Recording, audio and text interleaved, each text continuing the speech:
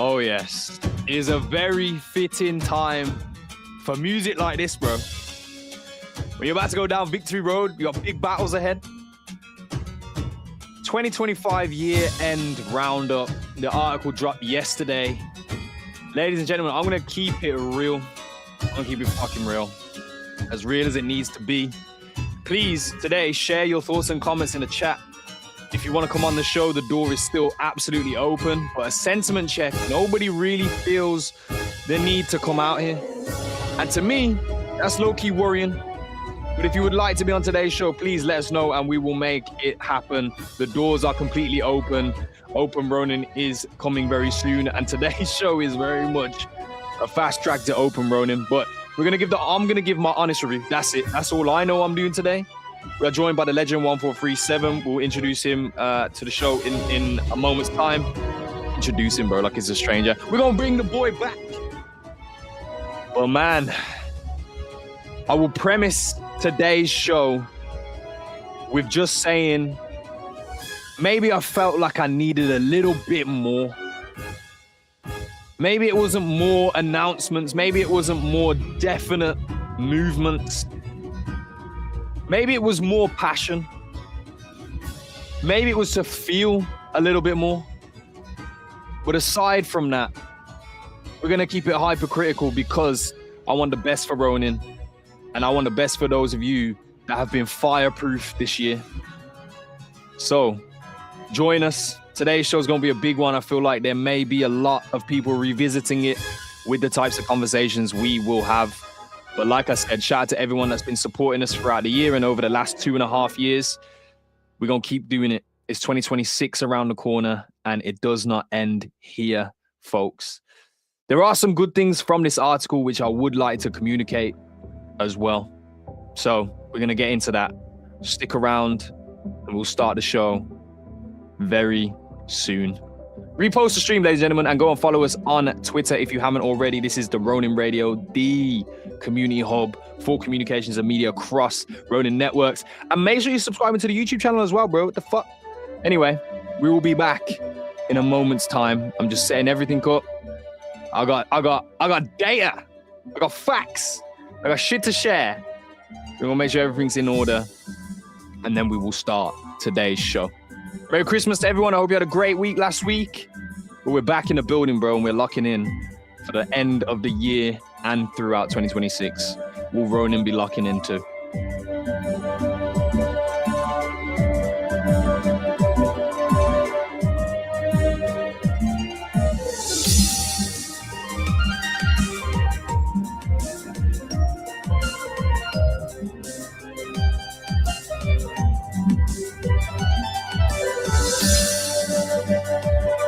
And I tell you what, I'm doing a giveaway right now. If anyone can name what game all of these songs are actually from in the comments before we go live, which is in 3 minutes, then I'll just give you 50, Ron. Fuck it.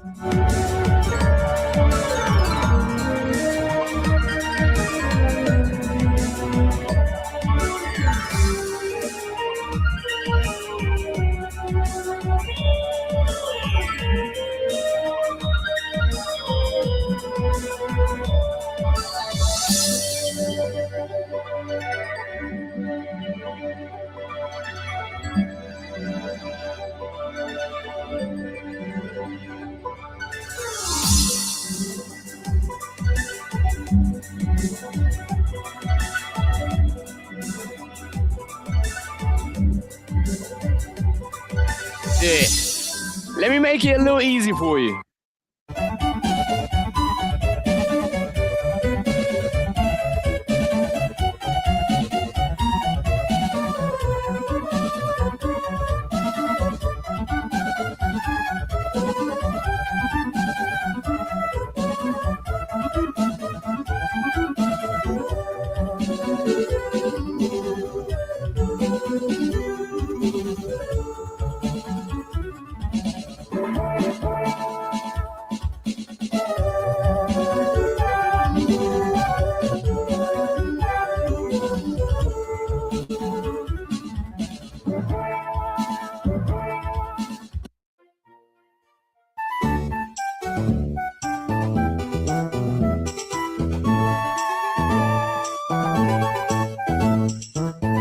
I'll make it abundantly clear we are not starting until we get more than 50 people in here. So go repost the stream and then we will get this show on the road.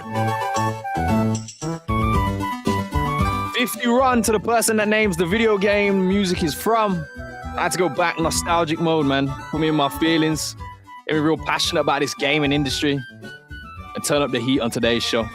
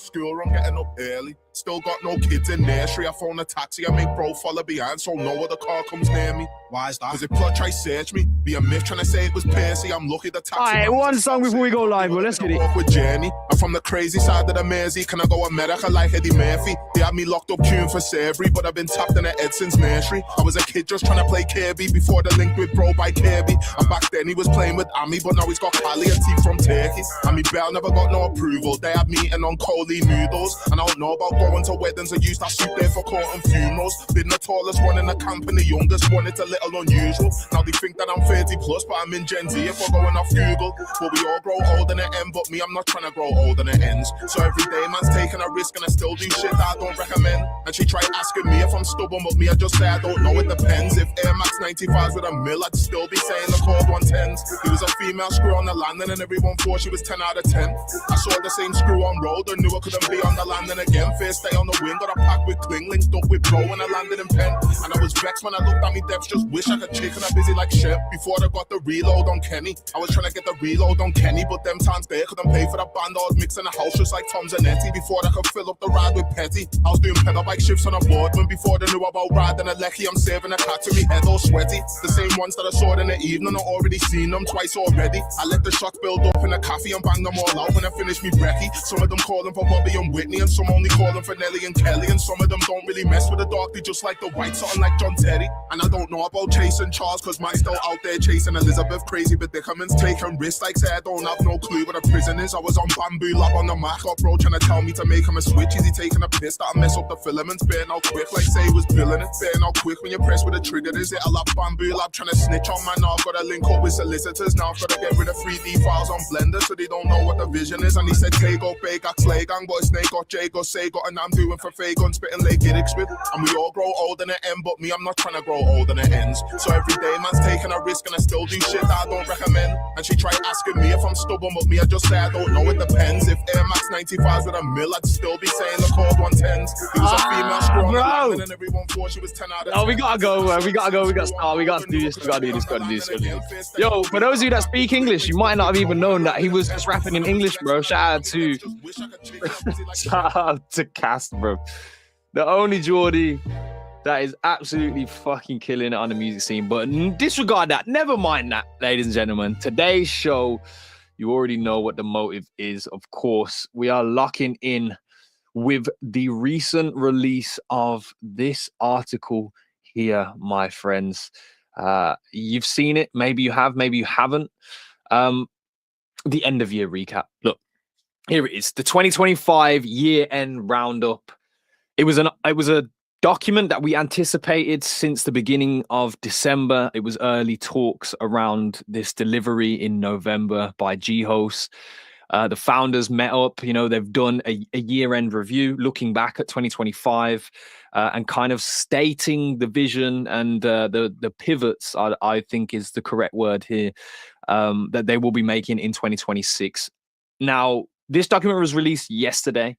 I've been in this space, I've been in this community when things have happened, catalyst moments have been in front of us, and you can watch them in real time. And this document preemptively was supposed to be one of those moments. My initial response and what I have seen from this document is that it hasn't really been that, and that is discouraging, right? So today's show, we're going to talk about the document in a bit more detail. Maybe it is the fact that people haven't taken the time to dive in, and this is a piece of content they can use to do that and understand things a little bit more. Maybe it is, maybe it isn't. But I would also like to premise this show with saying, for me personally, and this is my personal case, the vision in Ronin has not really wavered in terms of what I originally came here and desired for Ronin Network to accomplish. If anything, this article supports the movement back towards a stronger road towards that vision. And there are some positives to take away, but that does not disregard the abundance of letdowns in some regard that we have experienced this year. And I will say this statement multiple times probably throughout this show today, that this year has been a forest fire. But there are definitely things that we can see in the Ronin ecosystem, like yourself, the communities, the builders that are still here, and the products that are still being used, that have come out of the forest fire seemingly fireproof, but we need more. So today I am joined by none other than Theban1437 to discuss the 2025 year-end roundup document released by Ronin. And I don't think there's a better person that I could be here with talking about it. Stark would kind of be funny because he'd be a little salty right now. I know it for sure, but he's not available today. So shout out to him. But without further ado, bro, let's get this show on the fucking road, ladies and gentlemen. 1437, bro. Good morning. Good morning. How's it going, man? How are you feeling?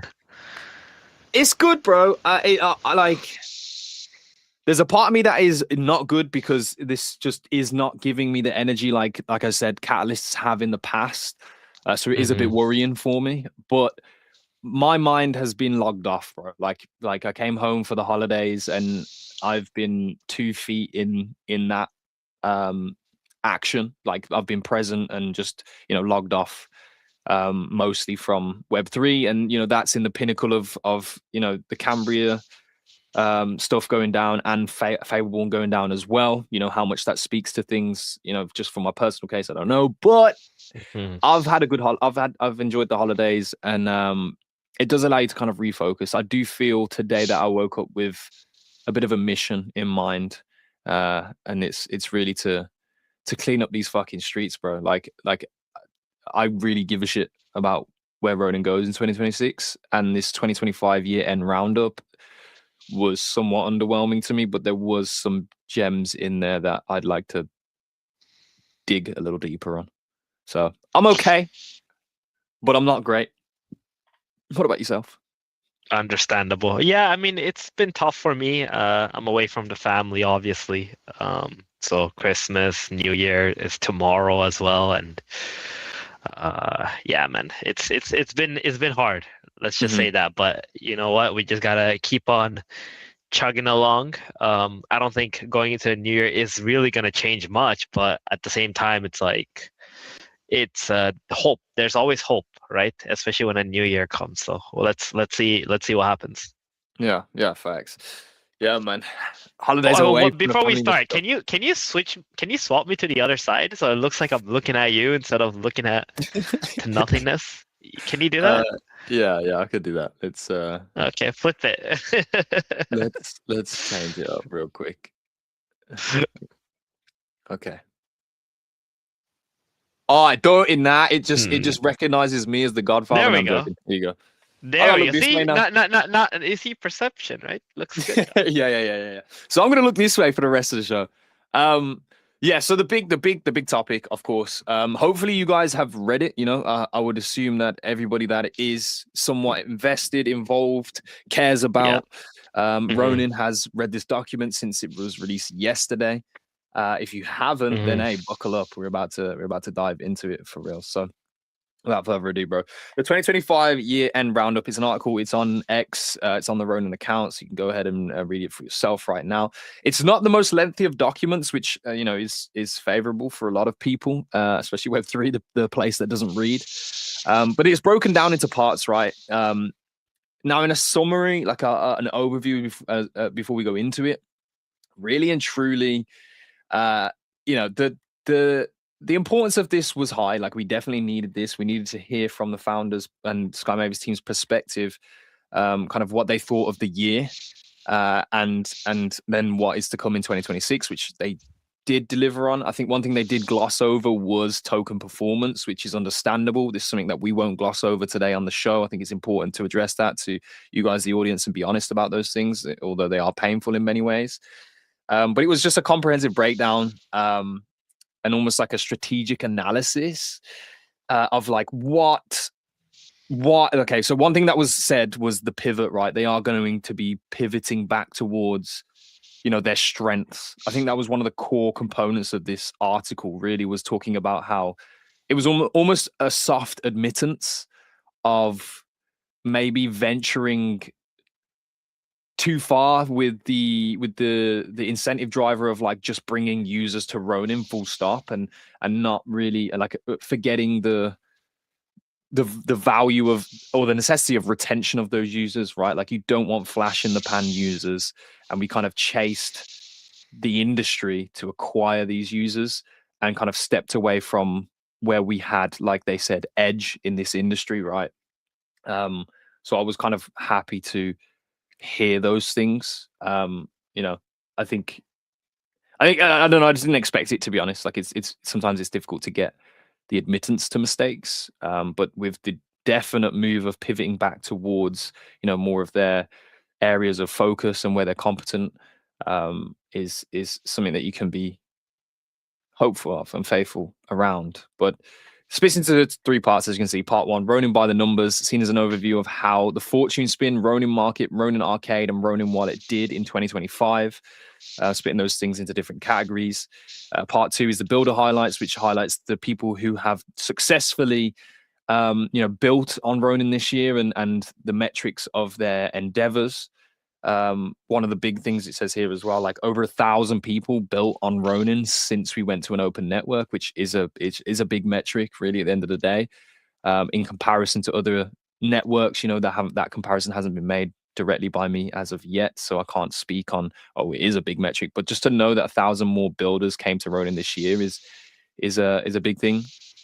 And then part three is all about the homecoming to Ethereum and kind of boosting that narrative, which I do believe is not a fallacy narrative. I don't think that it's baseless. I think there is value in there, but like, one of the big things is obviously timing, and we'll dive into each part, I think, from here. But um, is there anything after, obviously, Theban, you've read the article, right? Is there anything that, like, you think is just like, okay, skip the fluff, like, this is what is important to talk about with this article? I mean, I think a lot of the stuff I read here was already made clear when we decided to, you know, do the whole optimism thing, right? Yeah. OP. So for me, it's like not none of this is like any new information, but obviously it's a year in review, right? So, Mhm. um, for me, the most interesting one is the one that Gio's obviously posted, right? So I'm just waiting to spin that one up. So I'm gonna just let you cook on this one, and then Okay. you Yeah. should just get to the meat of it.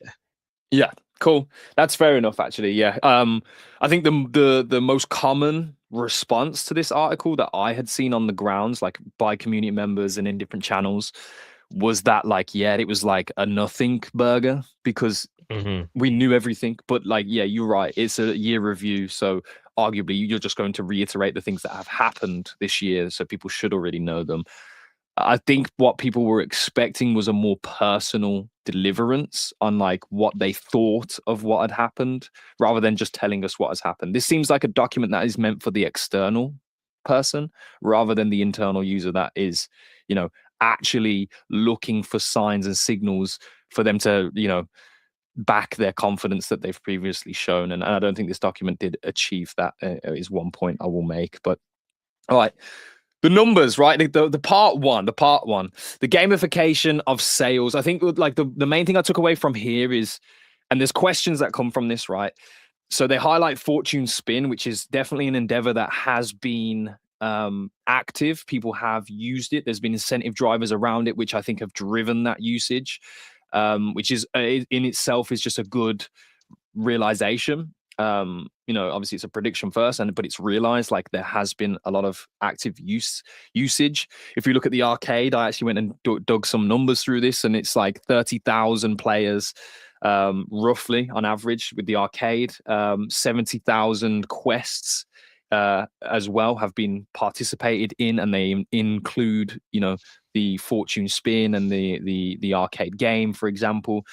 So it's clear. It's like a clear indicator that there is desire for people to take part in these things, even in a time that I would say we have what would appear to be the quietest of environments. Right, there doesn't seem like there's that many people on chain and like active every single day from the crypto side of things, and these were predominantly crypto based activities. So if anything, this spoke to me that there is this like there's a potential for this casual engagement layer from Ronin with things like the Fortune Spin and the arcade. And it kind of develops the idea of the network and Ronin, its branding being around gamification. So I do think that was a really good point. It's very easy to overlook those things, but like on a performance basis, I do think that they did a good job with that, and I would be happy to see them excel and increase the experience base over there, and then also the engagement numbers and the drivers of that. But one thing from the numbers that I was pulling away was they mentioned marketplace volume.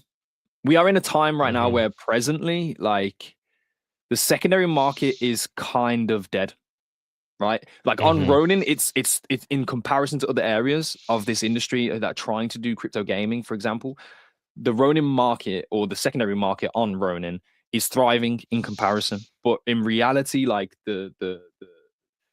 is that moving any fucking needle? Absolutely not, mate. The only needle you're moving, if you think that, is the crack one, right? Because it's not, it's dead, right?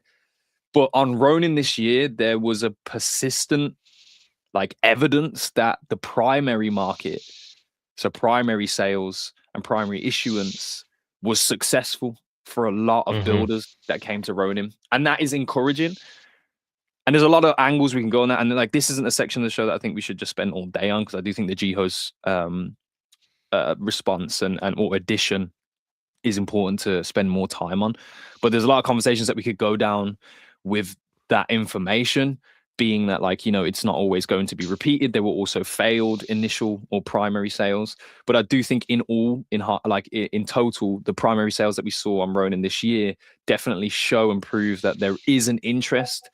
And then the further end of that conversation is about, okay, well, what was the interest actually in? Was it just straight opportunity for profit and rare tear? Either way, but I do think these were good points, right? So gamification, in some ways, we've kind of established an initial layer of that, and it's been successful somewhat in terms of engagement. It's developing this casual potential for Ronin through an experience like that. And how does that tie into the Ronin profile, and how important do we make the Ronin profile in 2026 with those experiences? I think those are really key points to focus on and build out, because before they get into complex ecosystems and game loops that this Web3 industry presents them, can they be more involved on the casual side and just start to really understand the freedom of transactions, the freedom of assets, and etc. Before they go into those types of environments? Could we be that point of call? And then you add in stuff like Poop to Earn from Try. Really shout out to them. They're still building in these times. Those types of experiences can kind of, I guess, condense and train a layer of users that potentially will seep into the greater products economies, etc. The marketplace volume was great this year on the primary. It has been at times great on the secondary. It is always throughout this entire year better than anywhere else, and I think that is a point that we should stand by and be proud of in somewhat. But at this moment in time, the secondary market really isn't doing all that much. But those are the main things from the numbers, to be honest. The other part, the builder highlight, they're definitely moving towards. I think we should be moving towards quality over quantity, but going to an open network, obviously the quantity was there was more abundance of quantity than there was quality. In honesty, like we get to the end of this year and we've got like maybe two absolute products that are like, yes, these are great and they are performing well and they are generating revenue and they have solid economy infrastructure. Other things that are very, very promising, like Kitty, builders that have come in from the community and built things here in the ecosystem. And there are some other games, like I think Calamity has done a great job building this year as well. So there is a handful of builders that have come here and done well on the quality side, but the main thing really is the fact that we've had quantity. We would like to see that quantity improve and increase in 2026. I would personally. So it was nice to actually see, because I was like, who's built here? Because I can think of like some of the teams that have come in and like done something in that early summer period or just before summer, end of spring. And then I didn't really notice all that much towards the back end of the year of like newcomers. But to find out that it was, there's absolutely none. Like, so I think it's very simple, right? Like the idea is that if there's money flowing, people will come, right? Yeah. The problem is like in the entirety of crypto, like money only went into what Bitcoin, Zcash, like nothing else really for like the last 7 months or whatever. Like Ethereum had its like pump up to all-time highs, and then like now where is it at? Horribly the last few months, yeah, like it's just all, honestly, the whole crypto thing, in my opinion, what's happening is that it's just not cool anymore. Yeah, like I think people used like an to invest. Narrative. I think people used to invest in crypto because it was like the new flashy thing. And then now it's more like, you guys have been around long enough where it's like, we don't actually like it just exists. The gig's right? up. It's just a thing. Sorry? Like the gig is up, or like no, not really. I think not the gig. I think it's more like it's finding its true fair value.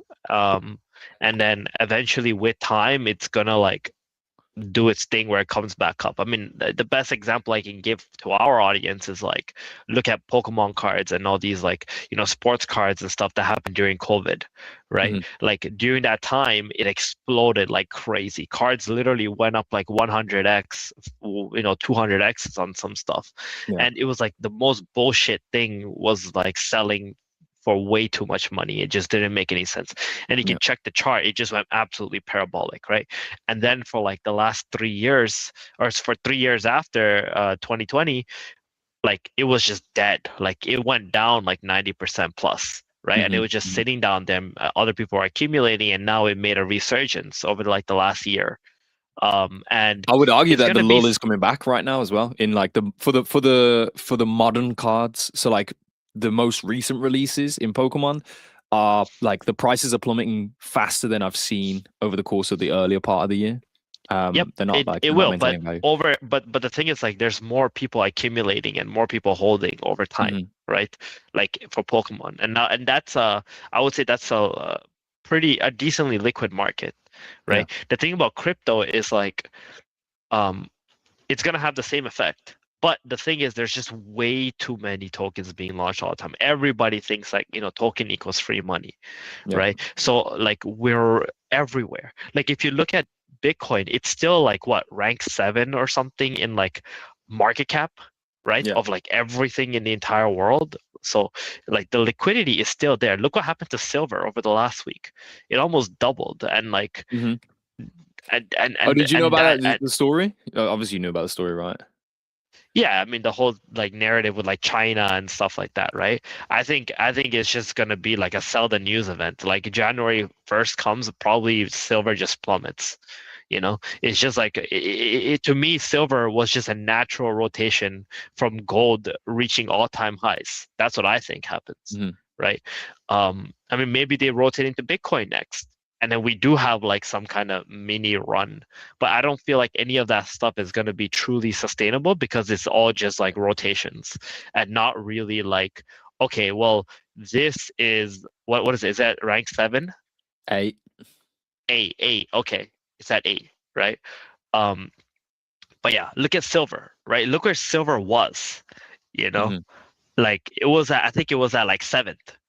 And now it's at like 3rd, right? It actually overtook like Nvidia, I believe, when it was at 80 something dollars like Oh, yeah, because it yesterday. had like a 15% dip, right?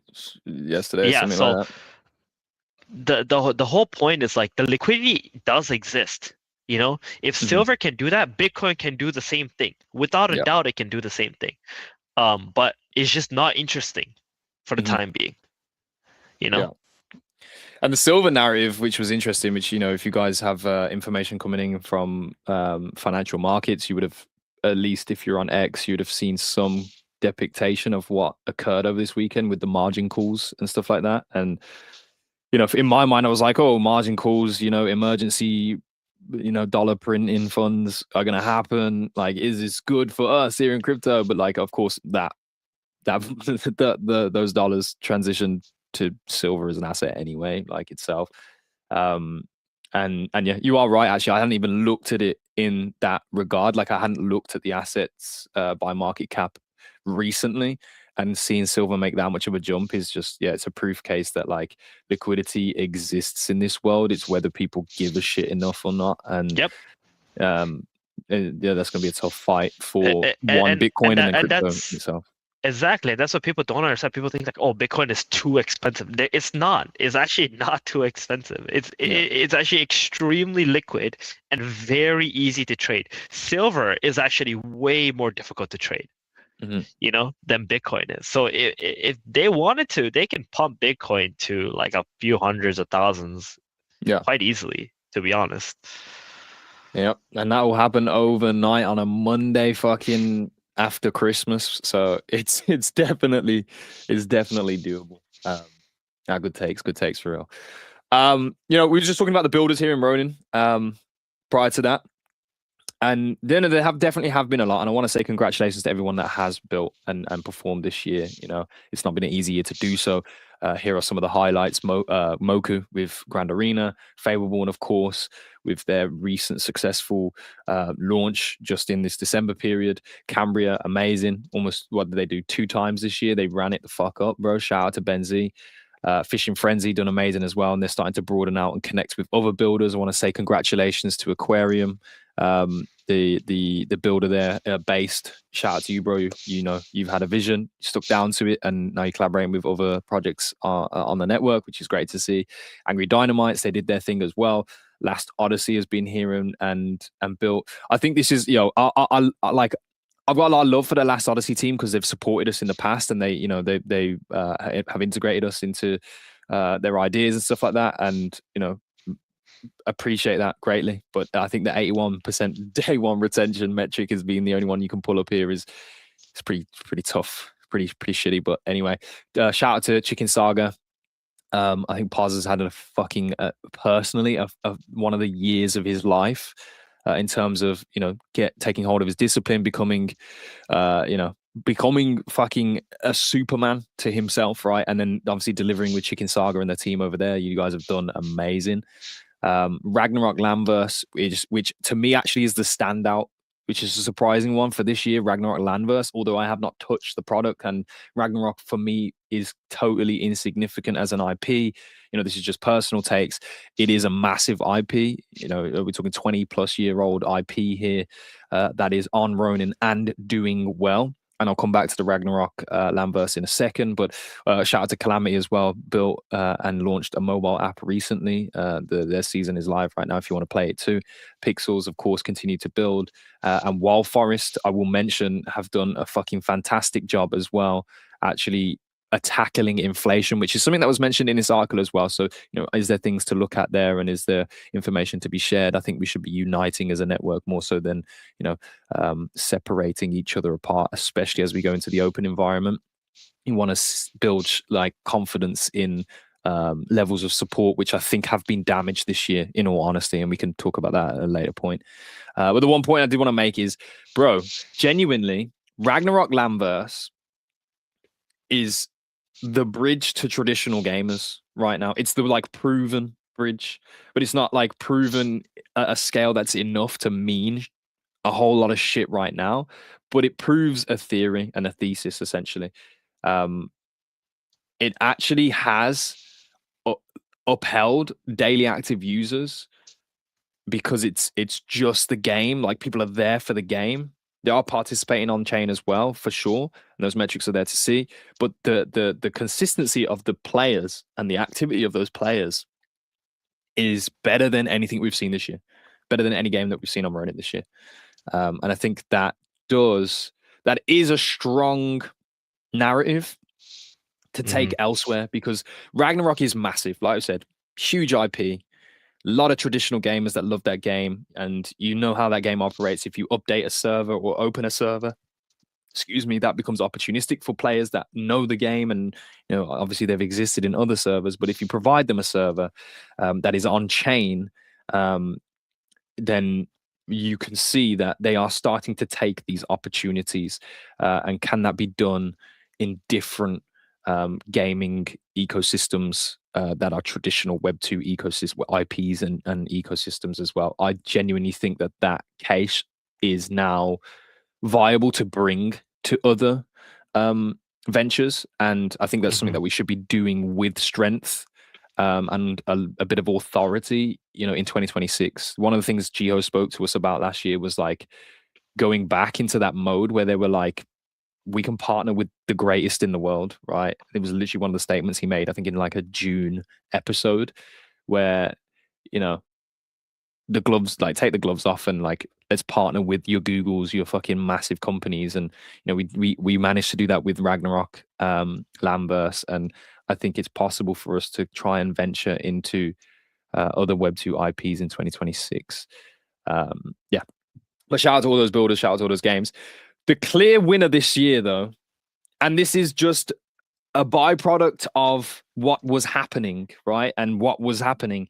throughout the course of this year, the belief and the commitment to the narrative of Web3 gaming or crypto gaming, I really don't like Web3 gaming, crypto gaming this year was like vastly reduced. There were the player liquidity or the player volume was vastly reduced constantly, month on month throughout the entirety of this year. So what Cambria actually accomplished prior to this, right, being the risk to earn model rather than the play to earn pennies model that was the meta prior to it, and the farm your fucking airdrops with Mongols, right? The pivot to the risk to earn actually just it improved volume per player because it's higher stakes, your risk to earn, and individual players were committing more volume than they ever were in any of the other metas that we had before. So I think they took advantage of, like, yes, there's reduced numbers, but the volume is increased per player, and they were able to thrive in those types of environments. Not only to mention the driver or the incentive driver and the engagement driver that, you know, risk becomes or gives to players as well. So really leaning into that degen aspect has done this industry well in its climate. And I think you've seen that with Fableborn 2. They've kind of adopted some of those strategies, and I definitely see a lot more games adopting that in 2026. But it's not merely one to just adopt, right? I think there needs to still be innovation. I'm still skeptical around the sustenance of it, and the continued risk that's going to be put on the line by these players. And you know, we've had a show about that in the past. I think it was like 2 weeks ago. It was fun. It was Cairo and Theban going head to head, and it was not head to head, but they were back and forth in a debate, and it was very, very entertaining. So if you haven't seen that, please go check it out. It's from I believe 2 weeks ago from today's show. But yeah, I think that is probably one of the standout takeaways from this year, is that risk to earn makes more use of a user in terms of volume, and also is a higher engagement driver. But we need to continue to integrate on top of that and really test the limits of its sustainability in 2026. So yeah, the last part, okay, the 2026 part, the what's happening next part, ladies and gentlemen. Okay, so fuck me. What's likely? You good? You good? Yeah, like, no, I'm just like, it's deflating right now. I'm going to say it. Essentially, the what's next is already known stuff, right? We know it, right? We're going to be coming home to Ethereum. We've known it for months now. And even still in the present, it is a Q2 operation, which means it potentially could be up to 6 months' time before that actually realize itself. Not to mention the fact that token price is arguably a lagging metric. And what would cause a feeling of relief is obviously token go up, price of RON go up, essentially. And I think that's what we do really like. We really need that kind of injection of confidence into this ecosystem, right? That's my take is that is gonna be your catalyst. Like, no matter what articles you read, no matter what, you know, fundamental builds you push out the door and whatever you ship, like, until that token kind of goes up and that injection of belief is like put back into this ecosystem, it's going to be a fucking grueling grind. Like it just is. And we've experienced that anyway throughout this year. So like the move to Ethereum, yes, I think there's a lot of value there. But it is essentially, there's just too much time in between it happening. And it's always been that case since the announcement, which I think has essentially spurred the free fall because people are just not willing to stick around and wait and see. So we've seen that. But the builder flywheel, right? In August, we announced Ronin's migration to L2 powered by our Optimism OP stack. This will bring more apps and liquidity, 12 times faster transaction speeds, and stronger security to our network. It would also make it possible to introduce an automated way to incentivize incentivize builders called proof of distribution.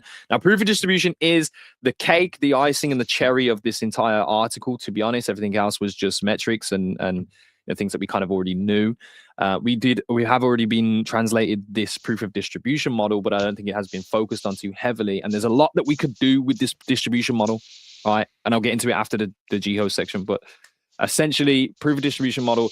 Ron is inflating like a fucking hot air balloon with a engine constantly turned on, right? That fire keeps on burning, right? And it keeps heating the balloon up. And eventually we'll be out of the atmosphere and that fucking thing will pop, okay? And a lot of the emissions are coming from just proof of like the single side staking, right? Staking emissions, the APY that you get on Ronin right now for just having Ron in a stake position is...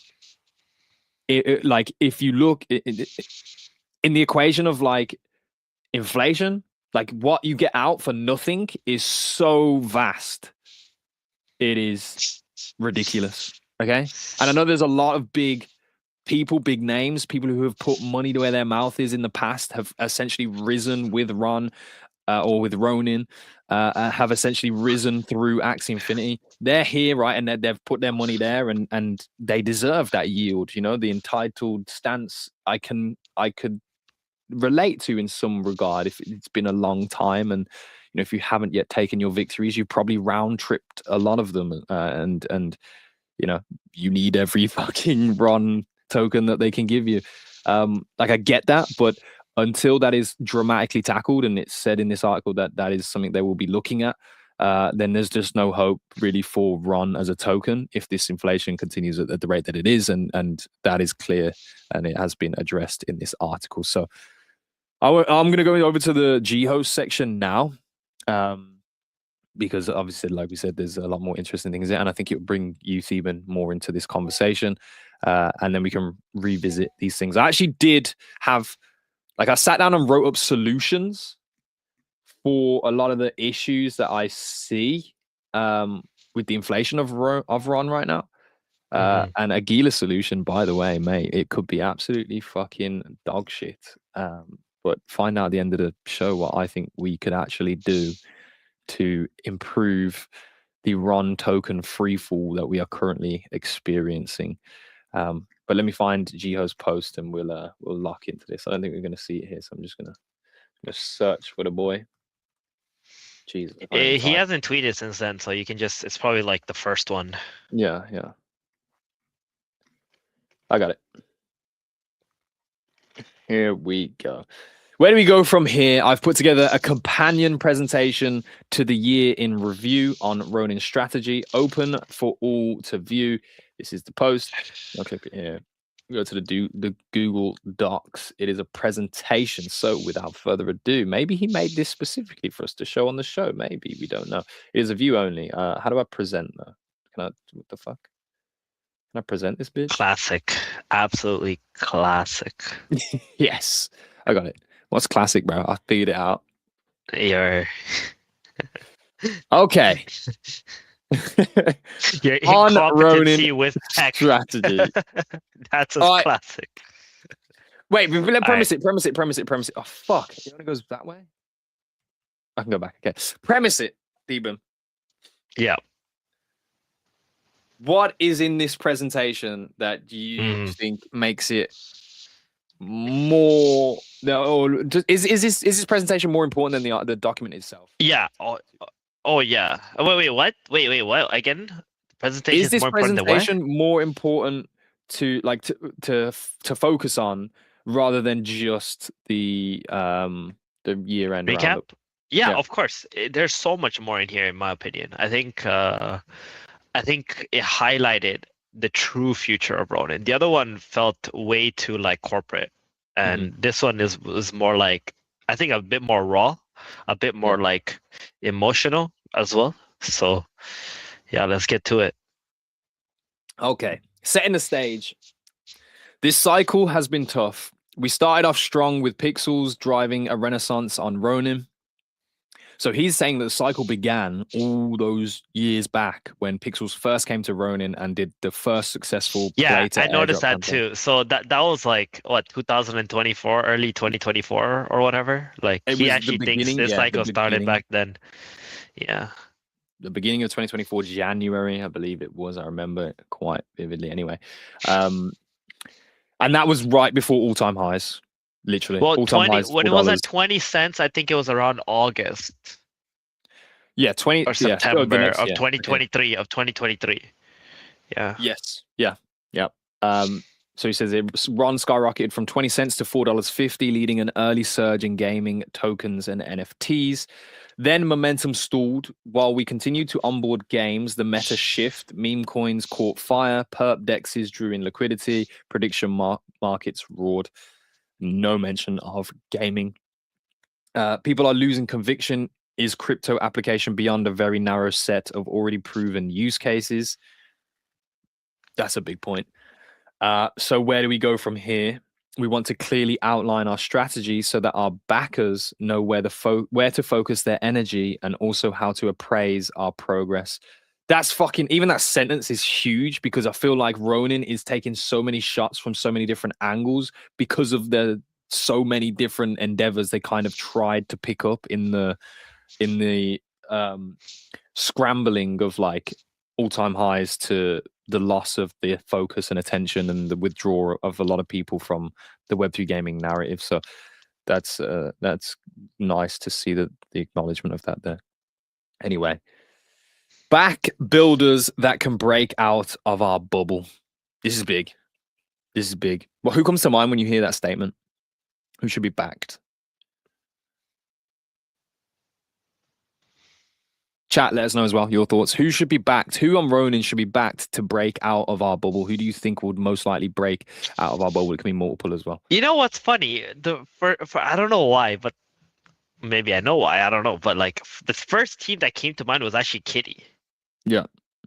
Kitty World actually came to mind to me first before anybody else. And I think it's mainly because maybe I already saw this presentation and I did when I first saw it, I didn't actually see them mentioned, and I saw everybody that's obvious being mentioned, right?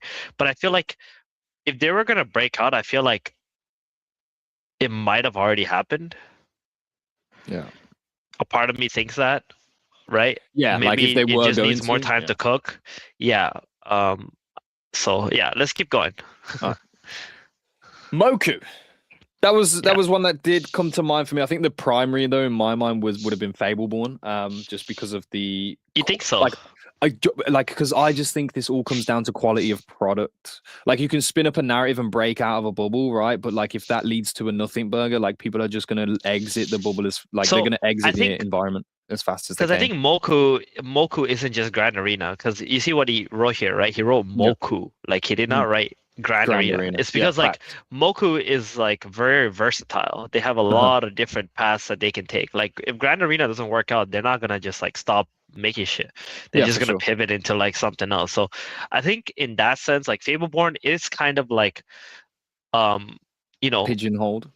yeah, pigeonholed into like one thing that they can do, which is their current game. And also their current game took a very long time to be able to execute, right? And for them to keep like developing on it is going to take more time as well. So they don't really have like the flexibility Yeah. as like I think Moku does.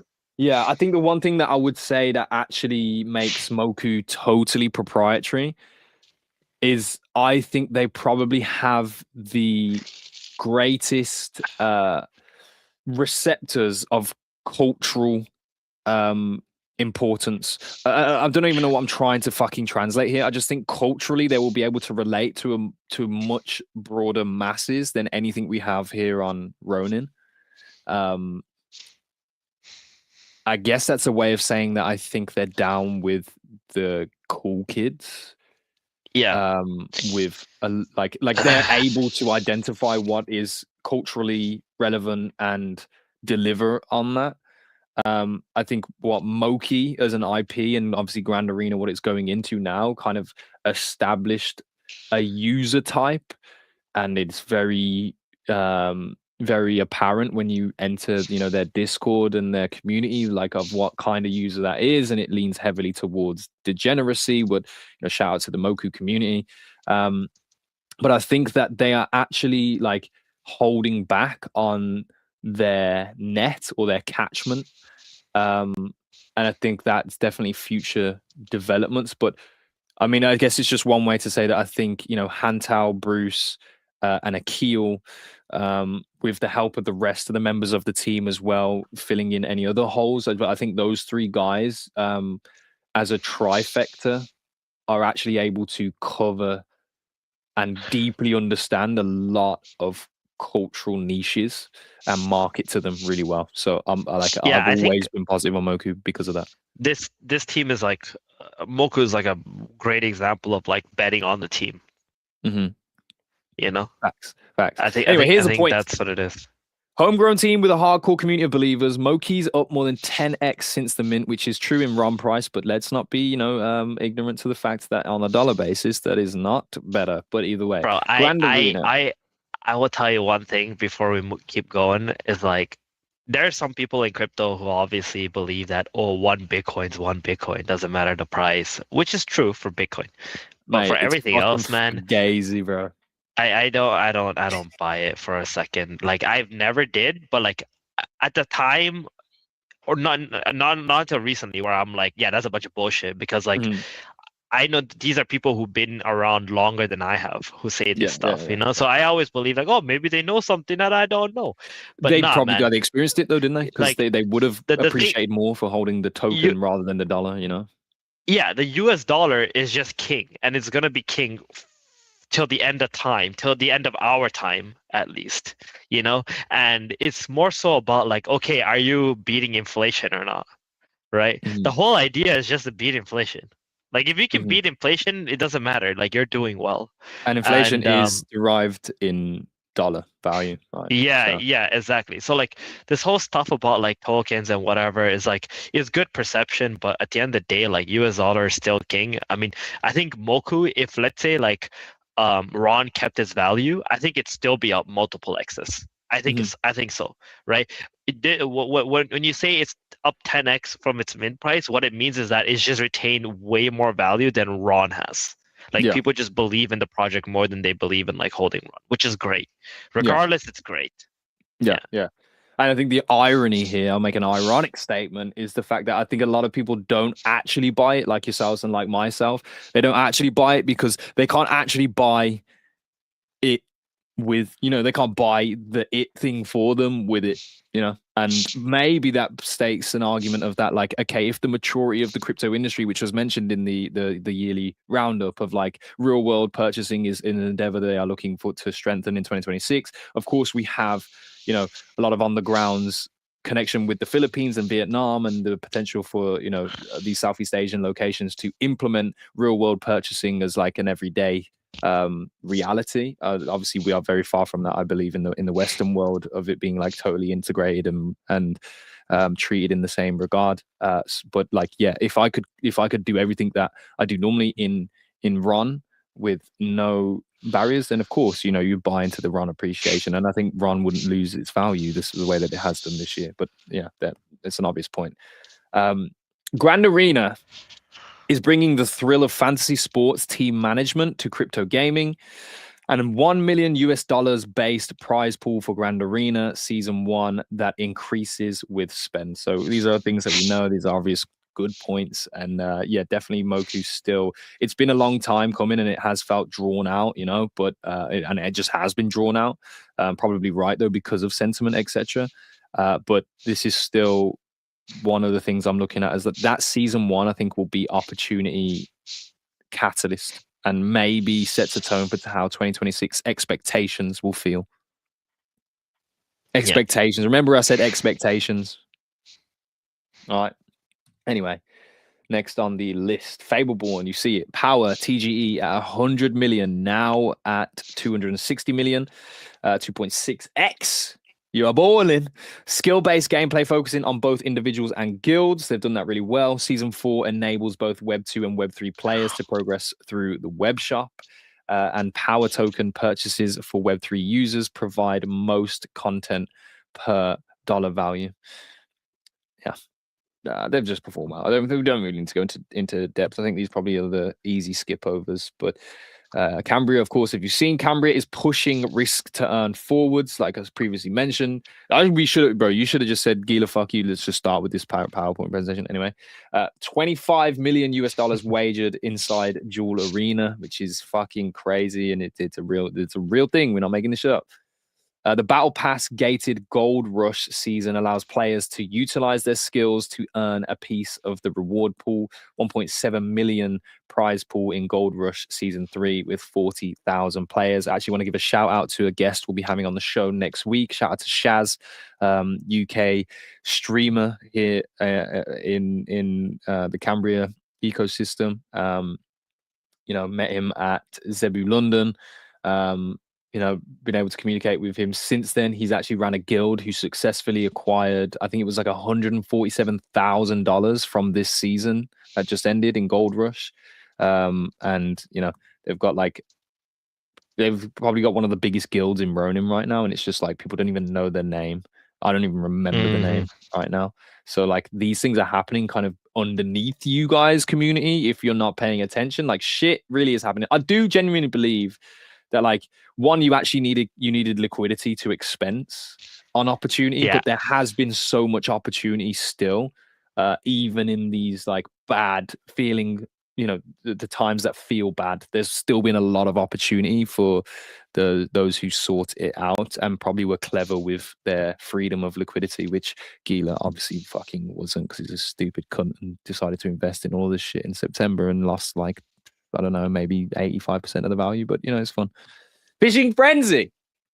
Fishing Frenzy is working on a proof of contribution system that better rewards both players and creators for the tangible value they bring to the ecosystem. This is actually really, really, really important. I think this model needs to be applied across. It's like what I see as loosely is like this equation of like, you don't reward outside of the realms of like the value that they actually present. And that, my friend, sounds like sustainability potential right there. Think of it like Kaito, but for gaming, and with mid and bottom funnel metrics, which was something that we spoke about earlier on in the year that is supposed to be applied to Ronin itself. One of my solutions includes this methodology, and we'll talk about it towards the end of the show. But Fishing Frenzy, shout out to you guys. And when this first came out, I was really bullish about it too. So still in that mode. Pixels is making strides in optimizing their economy, successfully integrated crypto rewards in other games, achieved positive return on rewards spend with the Pixel Dungeons, and the revenue is steadily outpacing incentives. To be honest, Pixels are like the quiet builders right now, but I mean, 96% down from like an all-time high right now is just like, you can be as loud as you fucking want and you're still going to be quiet. But there's still a lot of cool things happening over there. Not to offend anybody. Shout out to Pixel's team. Still a lot of faith in Luke and Heidi as a team over there. And I think they're well cultured in this ecosystem now that they're probably getting used to making strides forwards. And one of these days they may just step over that line of being able to return to the limelight. I hope they do. Angry Dynamite's Lab Craft World. ADL clinched the Pocket Gamer Mobile Games Award for Best Use of Blockchain. Arguably feels like fluff. Highly successful collabs with the top crypto gaming IPs, which, actually we can attest to. They pretty much collabed with everyone on Ronin since they came here. ADL proves successful use case of partner game tokens inside Craft World, real world, with smooth integration in events. I think if we were honest and asked community members on the ground about that point right there, that they would probably say that by the time the token distribution had happened, because of the climate of this year, the token was like not as valuable, and they probably input on a calculation of the token at $1 value and ended up losing on the back end. But that is something, if you would like to study and dive deeper in yourself, you definitely could do so. Just ask around. But nonetheless, driving incentives with other games tokens is a cool thing that they were able to actually accomplish, and they did do well. I'll be honest though, the initial launch of Angry Dynamite's League with that website and the questing stuff deterred me from it. In all honesty, You know what? We know what I would love to know. please. I wanna know how much how much support they've given to each one of these projects. Like I wanna actually see the statistics of like how much support they got versus like Like in how much comparison. they're pulling. Yes, I want to be able to compare. I mean, as an open network, I would argue that that should be a non-negotiable. Like we should be able to see these environments. But yeah, I just want to know. I genuinely just want to know. Like I want to know how much support each one of these projects got. Mm-hmm. Yeah, well, I mean, Like- it's bro. This is where it's difficult as well because there's not only like these projects potentially getting grants or support from Ronin or Sky Mavis directly, like you have like G-Host invested as an individual, you know, in the gaming studio behind Angry Dynamite's lab.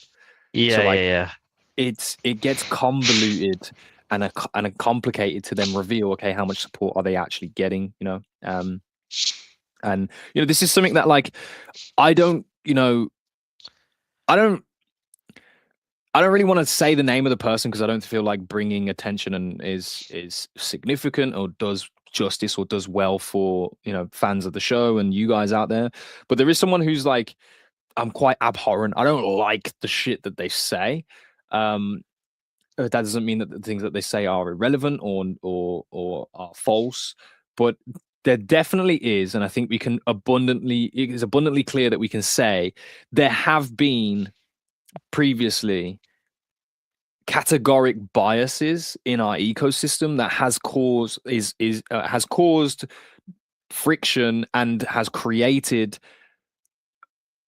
a horde of disgruntled users, which is something that like you can't always avoid, but like it hasn't done good, you know, because arguably those biases, some of them did not work. Like if all of them worked and they all did really, really well because of the bias they received, then fair enough, right? But I think there was too much failure among the biases that have caused the disgruntled natures, and you know, some people have lost out because of that, or some people aren't as successful or may have literally died off because of those biases, and that's Who's like, that? Well, I don't know. I have no idea what you're talking about.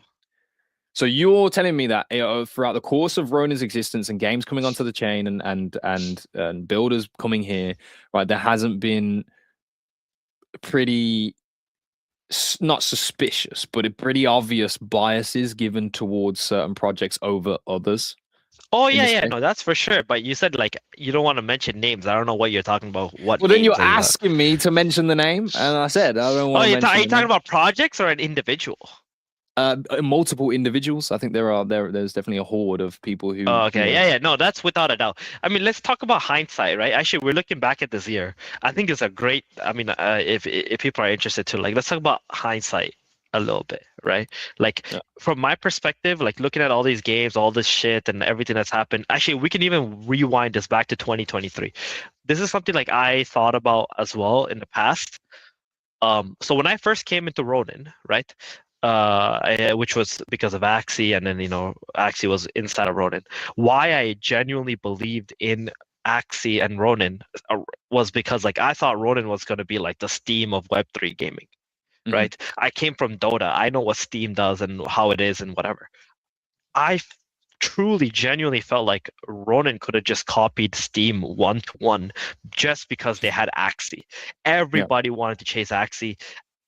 Even to this day, Axie still has more gamers than any other fucking game in Web3 gaming. And they stopped working on Axie games. Like, what, over a year ago? Yeah. Right? They stopped working on Axie games. And there's still more people who play Axie. So it's like, instead of spending all this money, right, just take the entire, thing, the game plan that Steam did, right? They had what? They had Counter-Strike, they had Dota, they had Half-Life, they had like their own games that they made, and they put all their money in there, and then they just allowed a platform for other people to come and build on it. Yeah. Right, and they had like some kind of way to like vet some of these games and just be like, okay, these guys are good enough, let them on, and they got a portion of the fees, right, from like their marketplace or whatever, selling stuff, and then they didn't care whether like their game was going to lose some players because they're going to play other games. That's fine, right? So when Axie first came and they were like building, they weren't really letting in any games, was because they didn't want their player base to go somewhere else, to dilute, right? Which eventually they did anyway, right? And they did that within Close Ronin. Now, where I think they went wrong, right, hindsight, is that they should have just kept putting all their money into their Axie game and games, right? They could have kept on expanding by getting more competent, skilled builders and continue to build on Axie. And then they should have just made all these other like studios just FOMO onto Ronin and apply to Ronin without having to give them grants and all this shit. Let those guys chase money elsewhere. Yeah. You know what I mean? Like, if you want somebody else, it's fine. You already have the golden, goose here, right? Like, it's laying you eggs, golden eggs, like every fucking month. Like, it's fine, and people will FOMO and come and right. So, like, instead, it was like, okay, now we're gonna take money that could have continued to fund Axie and continue to keep it in a certain way. Sure, you're bleeding, but that's natural, right? You had this like unexpected growth, absolutely, unicorn of growth, right? So it's going to be natural that you're going to have some kind of a drawdown, but that's okay. Just that, but instead, what happened was like we invested millions of dollars into Kydro. Don't say that. We invested millions of dollars into like all these other projects who like had no interest. People just were not actually truly interested. They just thought that, oh, maybe this can make us money in the future. Yeah. So it's like, and then you killed the passion that was with Axie, right? Yeah. What did Steam do? Steam didn't go around investing like millions of dollars into like these random projects. They're just like, you guys can come and build here, but this is our home. Yeah. And we'll take a percentage of like all these sales or whatever, right? But we're going to keep focusing on our games. Yeah. So I think the attention shift, like, of course, when you build a network, you want the network to perform well, but the attention shift to the importance of network metrics over the focus on the successful product that they had successful products in terms of like the users it brought in to the space and the people it had actually captured and the ecosystem that was still kind of there. Like shifting that focus away and then also shifting funds away from that, in hindsight is an error, really. Because I think I agree with you, to be fair. If we'd have made Ronin as we did, and it was in development and it was for Axie anyway, and it was that done and dusted, like we had that, and like there was that 1 year, and I think it's 22/23, where like so much focus and money and attention was towards new things, and it was like the continual decline of attention and focus to Axie products. And in hindsight, like you said, and this is a hindsight thing for sure, so it isn't like overly critical of decisions made, but in hindsight, it will appear that way. That it seems like such a terrible road to have taken to apply that much importance to external product instead of supplementing your winner. I don't even think it was a problem with Open Ronin, truthfully. Right? I don't think Open Ronin was an issue at all. I think the problem was like giving money to other projects apart from Axie. Yeah, and it's actually the tail end or the reaction to the action of that. Like the reaction to taking money away from that Axie and essentially wasting it in many ways to bring these hype trains to Ronin, to make So Ronin hype. I think they didn't. I think if I have to, like, from my perspective, they just didn't believe in their own product. Yeah. But like the people who are here believed in their product more than the team believed in their own product, right? So they wanted to be like this distributor instead of like just a developer of this game, and like continue to develop on it and like continue to develop the IP. Because if they really want to continue to develop the IP, they would have obviously now, and like they, for example, Psychot has already said like, oh yeah, it was a mistake not to, was get into like IRL stuff, RWA things, Yeah. right? Like getting them plushies out, getting all this like gear and all these things out, but instead like we just started to like we could have fed they that believe, passion, and I think passion is way more sustainable than hype. Obviously, we know that, right? they believed in other people and other people's projects and the views of those projects, and they believed in themselves. Actually, they could have spent that money to hire those On people themselves, that they believed in, and then bring them in, pay them the fucking premium. Who fucking cares? Right? Yeah. And then just accomplish what we have to accomplish. There's so many like people who could have fixed those logistics things, in my opinion, if they truly wanted to, right? Yeah. They could have forked out millions of dollars to these people and these companies and whatever, and just like figured it out. There's no way that it was an impossible task. But obviously, it's like, I think greed is probably the biggest suspect out of everything else. It was like, oh, maybe we can get a bunch of games and they can all make money for us, and like we can just passively just like sit back and chill, and while all this money rolls in, we don't even have to continue developing a game, right? And we can cut down our overheads on like needing to hire game developers, etc., and then the profit looks even better from the passive.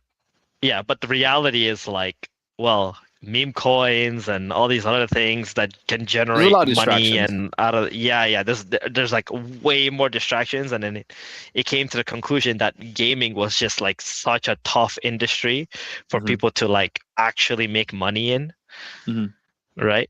The high performance industry, bro, not only do you have to have a quality product that engages people, then you have to really know how to like you're essentially like, bro, you're trying to like outwork and outperform like the biggest media companies on the planet to be successful in gaming. Like, because that's what it is. It's a medium of media, and you are competing with the very best. You are initially, just from starting to build a game, you are already in competition with Pokemon. Like, and that's just inevitably and inherently very fucking difficult. And like the thing with Axie is, at that point that you're saying, is like a pivotal moment where passion definitely existed. And I believe that it still exists, because I have it for myself still with Axie. I still have, passion around that IP and what was built, and the stories that are told from it and that I was a part of, etc. So passion still does exist amongst a set few, but it was like at a prime time where like, if we were able to supplement that passion through the actions of like, okay, let's make it more tangible, real world assets. Let's create fandom in a greater manner, and let's apply more focus to our games and double down on those who are here and are believing. Then we could definitely have a different outcome. They are doing that now with Atia's legacy. So I guess the attempt at solution from this conversation, because I do agree with you here, and I think I think the founders themselves would probably agree too. Like, in hindsight, everyone's a fucking genius, and it does make a lot of sense. Is it possible to now pivot towards that? Like, is there too much damage done to be able to pivot into that for it to be a success, or is it still possible for Ronin to action on that? Well, it just bled out much faster because not taking the path of like keeping on building on what they already had, right? So now it's like, I feel it's like, okay, we gotta patch this thing up. So Moco gets like $1 million for their tournament, like for the season, and then it's like again, these are all patchworks. I've talked about this in like previous shows as well. It's like, is it sustainable, right? At that point. So obviously nothing is actually sustainable in this industry, but it's still like, are we actually gonna move that needle now, right? With whatever's happening, or we're just like trying to buy some time until like some miracle happens. And I think for now it's like we're in that miracle situation, like waiting for a miracle to happen, because I can't see the legacy vision. miracle. Yeah. I mean, maybe it does well. So one more thing, like as to why people think, or this is so stupid. Like this whole year, right? I fucking actually hate this so much. Um, People keep saying that, oh my god, you can make money playing games. Bro, you could always make money playing games, since like fucking you could sell, World of It Warcraft is the gold on the most black market or low-hanging whatever. fruit, like ad hoc. Yeah, That you but let's actually break down can... what that Sorry. actually means, right? Yeah. Like someone share online, like, oh, their guild made $170,000 or whatever, and there's like 500 people. Okay, then you start thinking like, okay, how much? What was the split? Blah blah blah. Then you start thinking like, you know, people see that and they're like, oh, I can play games and I can make money. That's not the case at all. You can't fucking make money playing games. Like, you can make money playing games if you're actually good. You know, you can make money playing games if you're like one of the best. You can make scraps playing, sure, whatever, it's fine. But still, like, you're gonna spend so much amount of time and effort, right? Where if you translate that time and effort into anything else in this world, if you put that much time and effort into anything else in this world, you can make multiple times more money. You'll right? make more, Like, if we're probably, actually yeah. talking about like money, right? Like the amount of, for example, even in Axie, if you want to be top one, like Axie probably has a little bit more EV than anything else. But like, if you wanted to be top one, right, the amount of time and effort you would have to put into that to become top one, you could just put it into, I don't know, fucking trading or like study, even like anything. Yeah. Absolutely anything, and you would make like 5-10x more. So do you think an inherent issue that this industry is actually hard stuck on is the transformation of what should be a hobby into essentially employment? Employment is fine. Like, if you feel like, you're good at it, or you feel like, that's your interest and you can do it, employment is fine. You just have to understand that it's actually way more difficult. Like, if you're in it because you want to make money, then you have to you got to understand you're actually taking a extremely difficult road. It's not an easy road by any means, right? And it's also a road where like you don't know if you're gonna make fucking money next month or not, right? Or your game's gonna die. Like, imagine how much effort you have to be to become like the best Cambria player or Fableborn player, or like Apron, whatever. All these games that actually require some kind of individual skill. Right? Imagine you put all that time, all that effort into it. You make some money. It lasts you a couple of months. What happens when it dies? Yeah. Then what? You got to go look for the next thing, right? But if you have that and you can like compound that into something that is actually sustainable, like, in a couple of years, you're going to be like one of the best, right? Like, you're trying to be a 0.001 percenter in a game, but then the same amount of money you can make, all you have to be is like a top 5 percenter in any other category. Yeah. Or top 10 percenter, which is actually like infinitely easier to do. So like the whole concept of this money thing is just like a bunch of bullshit, in my opinion. Like, I think the whole narrative with the money thing is like, it's just not a thing. Like, you can't. Yeah, well, the narrative has to shift. If we turn this industry into a bait and switch field, then then obviously that's why there's no retention. That's why we live in cycles. That's why people don't stick around, which makes a lot of sense, and this is very difficult because it's bro, it is an constant endeavor to figure out how to really go about delivering this to people.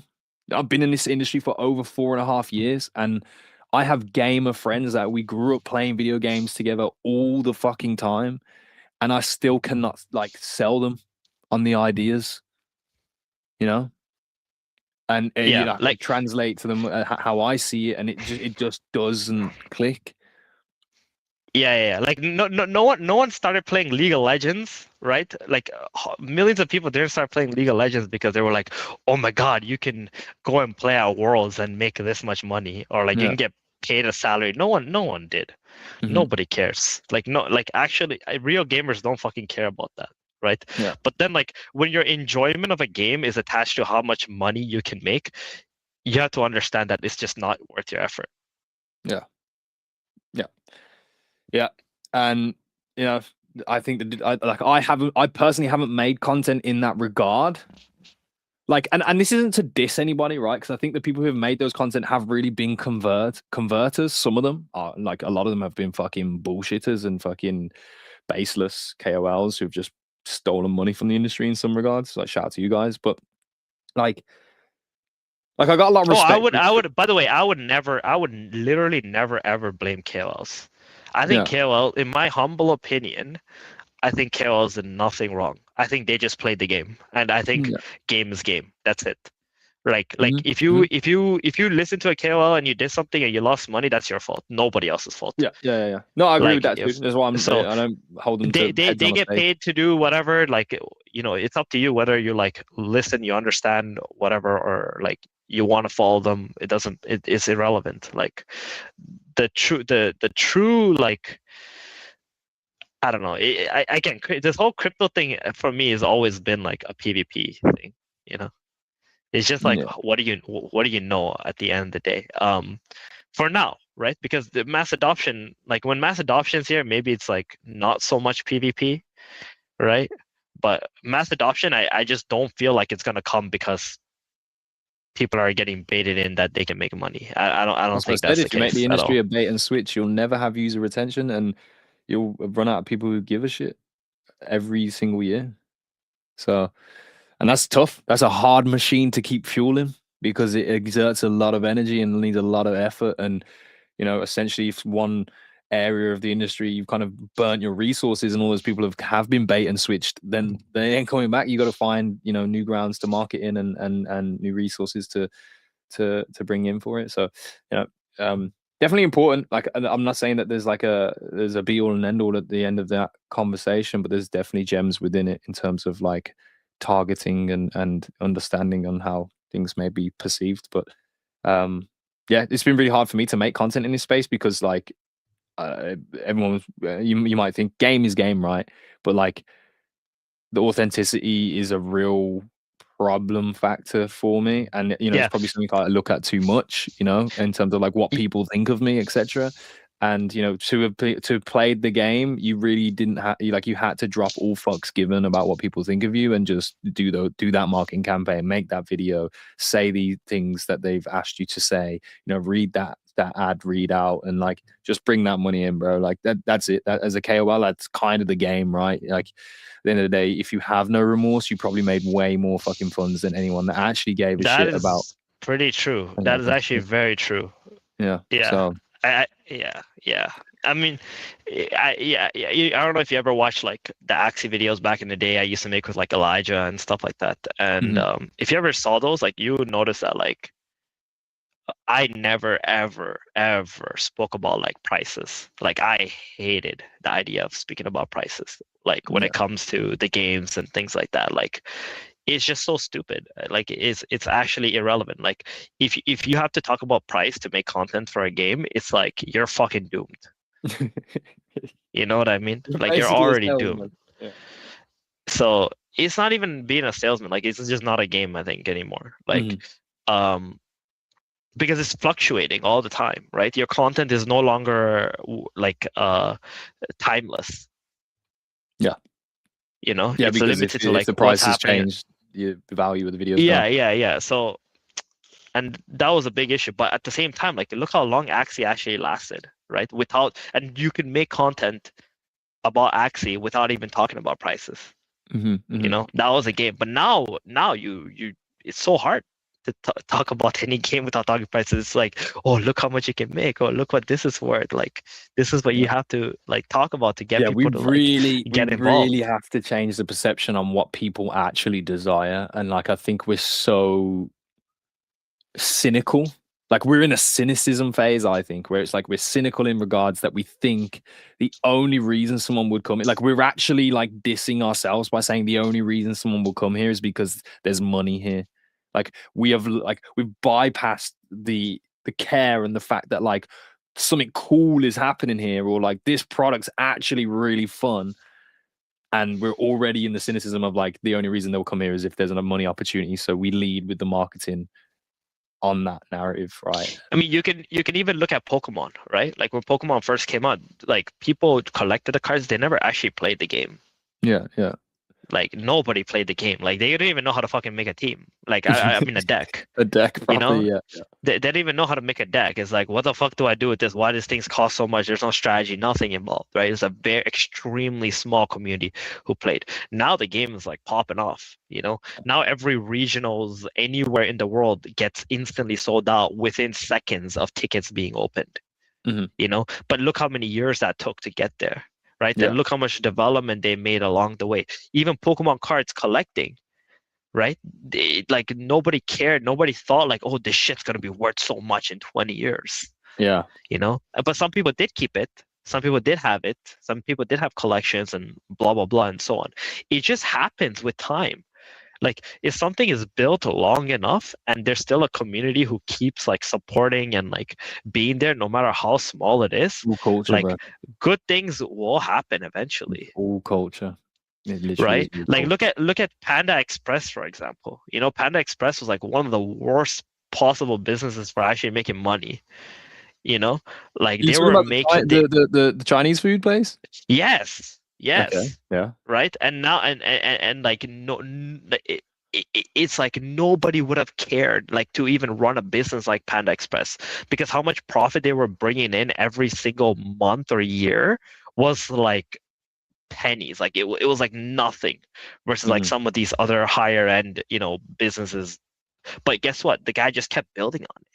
He Yeah. didn't care. Like he just kept building on it. He kept getting more of them out there.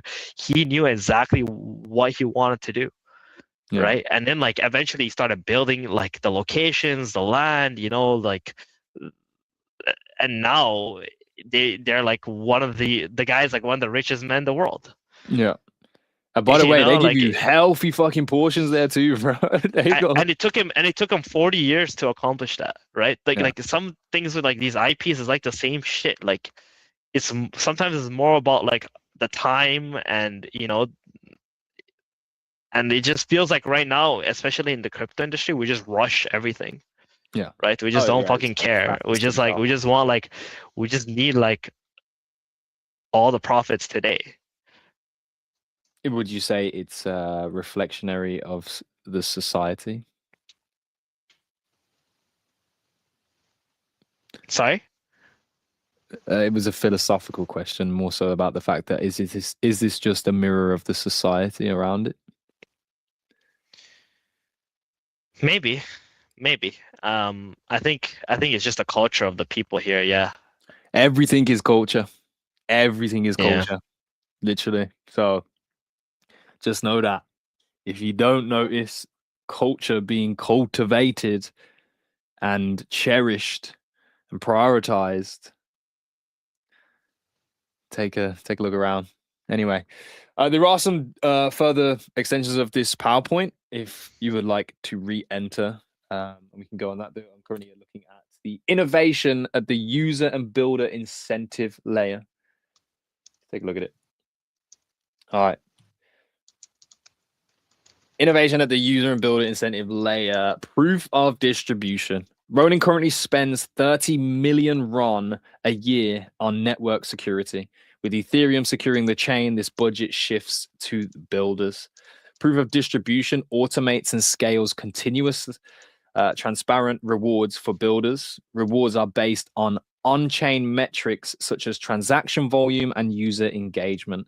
Think of it as a referral and point system for builders, generate real metrics and get paid for measurable impact. Now, before we go to the next tab, so I think that like we've been speaking about meritocracy loosely over the last year and a half since the announcement, and more so since the announcement of Open Ronin. This actually is like a fundamental or something that can actually apply meritocracy in regards to builders, right? Like, if you do not meet the standards and those standards actually generate revenue for the network itself, you will not see emissions. You won't see distribution of tokens. With the scale at which we have builders on Ronin, and the achievability of the standards, it could be enticing for people to come in and attempt to achieve those standards. Ones that already are achieving those standards elsewhere could then be desired to come to Ronin to do that and take advantage of the distribution that they would get for doing that here rather than elsewhere. And I think it is good because it holds, like, yeah, it holds all builders to a standard, and if they are underperforming it, then they are not getting emissions and thus a lot less wastage in emissions of the token itself, which to me sounds very, very good. All right, like it does. Now, and this is good. I think they're calling this the build. Like, I don't know if they're calling this the builder's burn. If they aren't, that's a good name, mate. Builder's burn, the builder's burn.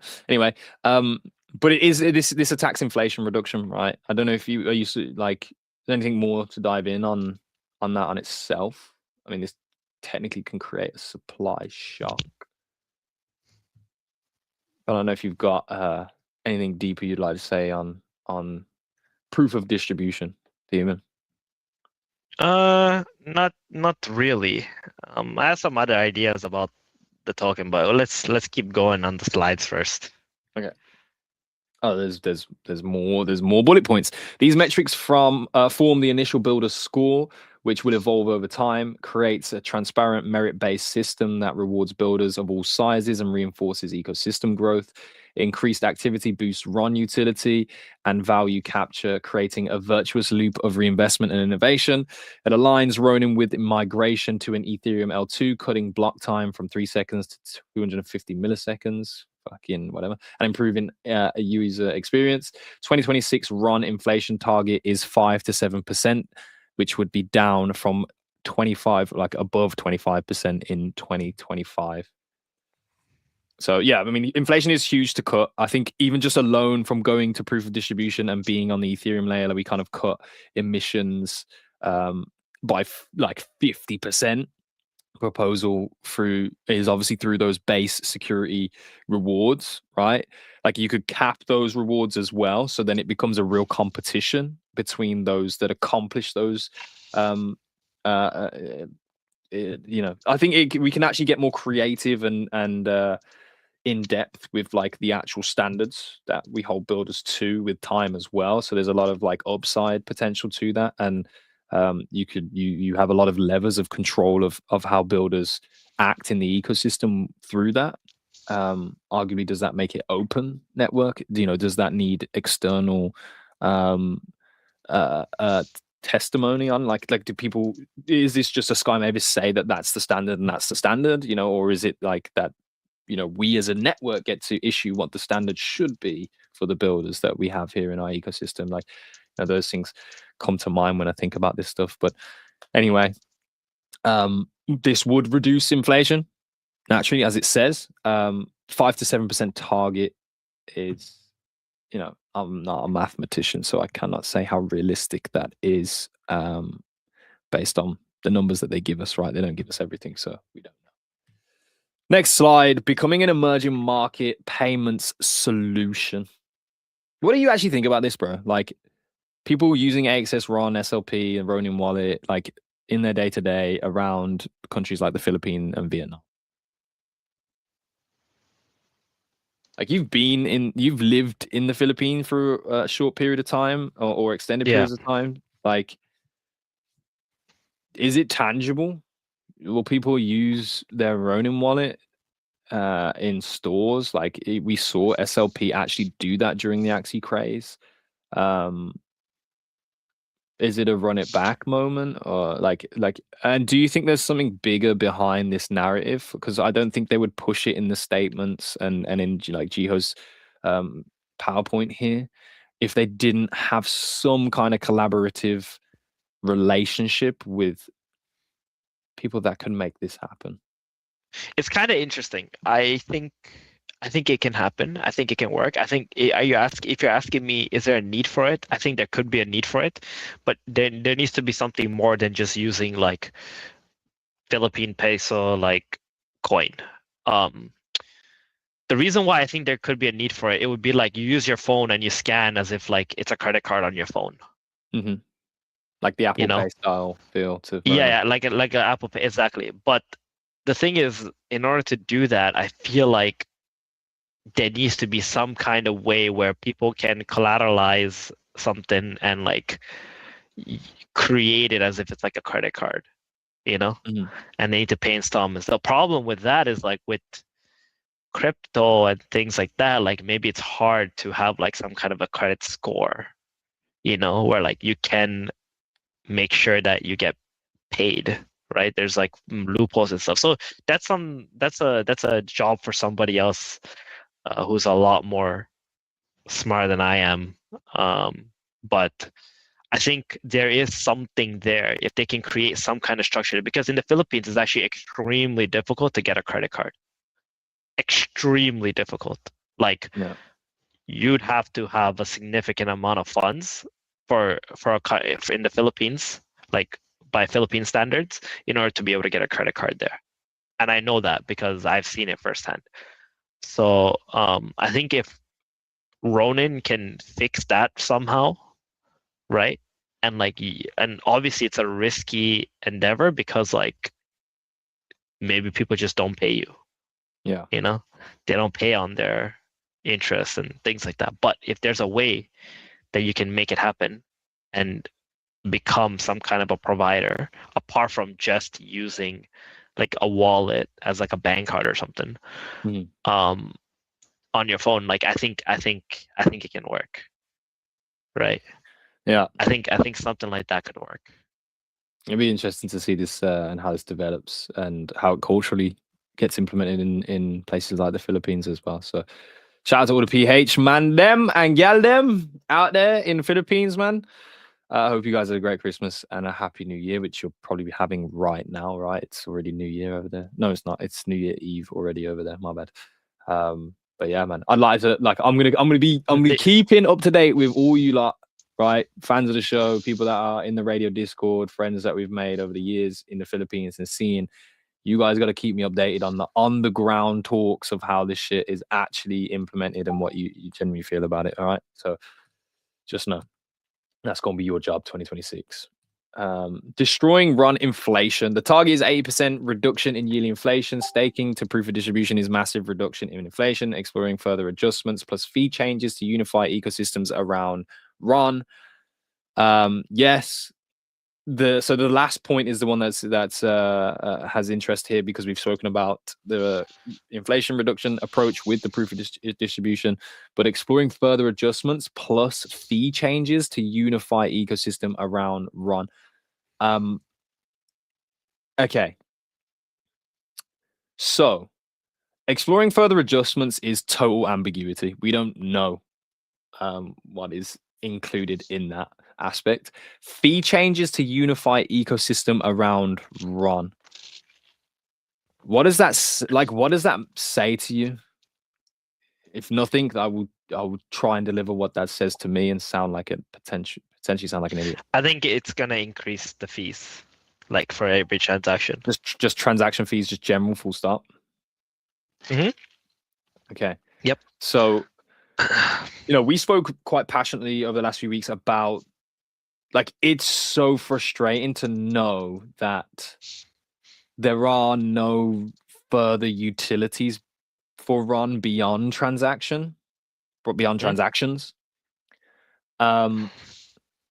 There's this hard balance of like transactions need to be almost nominal for an environment that is going to be a microtransaction fueled environment. It seems countered by increasing those fees, but we are already at like a totally nominal amount. Me personally, I don't like, whatever, cool, like raise the fees that it is to transact, as long as it doesn't get to the point where it's like, how Ethereum has been in the past, because that is totally counterproductive. And I know that's not the direction we'd go in. But I think we'd need a lot of math. We need a lot of math. We need a lot of math on like so how much does the fee increase by, and like what does that look like, or what is your projections behind that? And I know we're not going to get that. So really, when you say fee changes to unify ecosystem around Bron, if transactions are just going to go up across the board, then cool. But why say to unify ecosystem around Ron in that statement? Because you could just put fee changes for Ron. So is there more to that with the wording of unify ecosystem around Ron? Does that mean like fees that the games that are here on Ronin have to pay will come into existence? Like, is there a fee for, is there going to be a fee for being on Ronin? There's a very cheesy way to increase RON price and kind of decrease inflation. What Not is really. that cheese? I think you can you can do like once we go to like proof of distribution, and also like reduce the inflation and whatever, and then just announce like a redenomination. Okay. And you go from like 10 to 1 RON. Okay. What would you call it? It's just a redenomination. Like I was talking about, like, we need a new narrative. We need like something. We need something, to bring this all back, right? Like we need something, and like anything, honestly, even a new token or some new analysis, some way to farm something, whatever. Like I think it's just an interesting way to go about it, where like, you're changing everything. Like you can be like RON 2.0 or whatever, right? Because there's like emission restructuring, there's staking adjustments, validators are changing, all that shit's happening, right? And then you just read and then like you just like change like 10 to 1 RON, and then an individual RON's price will be like, let's say today it will be at like $1.30, right? Even though it's the same thing, it doesn't really increase the market cap or create any like real scarcity. What's the fundamental implementation that has to happen to redenominate it? Like, is this like to me, you're sounding like you're doing fucking Houdini magic tricks and just moving a decimal. How do you move that decimal? Yep. Well, you just do, like, you just swap like 10 RON to 1. Like if you own 1 RON, it's worth 0.1. Like I think it just has better. You mean supply and literally annihilate supply, 10 to 1. Yeah. We go from like 1 billion total supply to like 100 million total supply. God, I don't know about that. Like I see how that can definitely, like, it would raise the price of RON. Yeah, it would. I mean, I think it would have better perception. I think it'll look cleaner, on a user interface. Like instead of like something costing 100 RON, it'll cost you 10 RON. I think the narrative will also benefit from it. I don't think it'll have a negative narrative, especially when like you're already going to POD and like you're trying to reduce inflation and all that shit. Yeah. Right. It actually, we are like 73% of the way of circulating supply. No. Yeah, there's no like true scarcity, but like I think the mental aspect to it will benefit quite a significant amount. I don't know, man. What do you guys think about that in the chat? Because like, yeah, for me, like I don't know all the implications of that. But like, say for example, if that would turn my wallet balance to like at the moment of like whatever 20,000 RON to like 2,000 RON, but my 2,000 RON was like worth 10x. $2,000. It's worth like $2,000. Like it'll like it. I think it would change like a lot in terms of like the mental aspect. The perception. It's all the same. Just numbers change. Like I don't. It'll also look way cleaner, I think. Yeah. I don't know. That's a tough one, bro. Let us know what you guys think. But that'd be a really interesting question to ask someone like, I guess, like Psych out. All right. Well, no, he'll tell you like, oh, he'll be here. He'll be like, what the fuck does that gonna do, right? Like, it won't change anything. Like, it won't change anything. Like, he'll say that, right? Like, he will, but like, it's not about actually fundamentally changing something. Like psychology is literally 80% of the fight. You Yeah. know, so I think if I think really hard about it, right, it sounds like a bunch of bullshit. Which it is, by the way, a bunch of bullshit. But Yeah. like people have made it with way more bullshit. Made a comeback with way more bullshit. I think it just I truly believe that if you're gonna do all this stuff, right, destroying the raw inflation, going to POD, adjusting fees and all that shit, just just come out with better perception too. It literally doesn't matter. Like, it literally doesn't matter if people are like, oh, what is that gonna do? It doesn't matter. There's gonna be new people coming in that won't know that happened. They will just see Ron at $1.20 or $1.30, but in reality it's at freaking 13 cents. New people coming in are gonna have a better perception. Yeah. It's a crazy suggestion, but I see, where the like where that could actually work. And I can see where it worked, but it's crazy. It is crazy. I don't More think bullshit it will would ever just happen. sink the ship faster, but it's bullshit that doesn't change anything.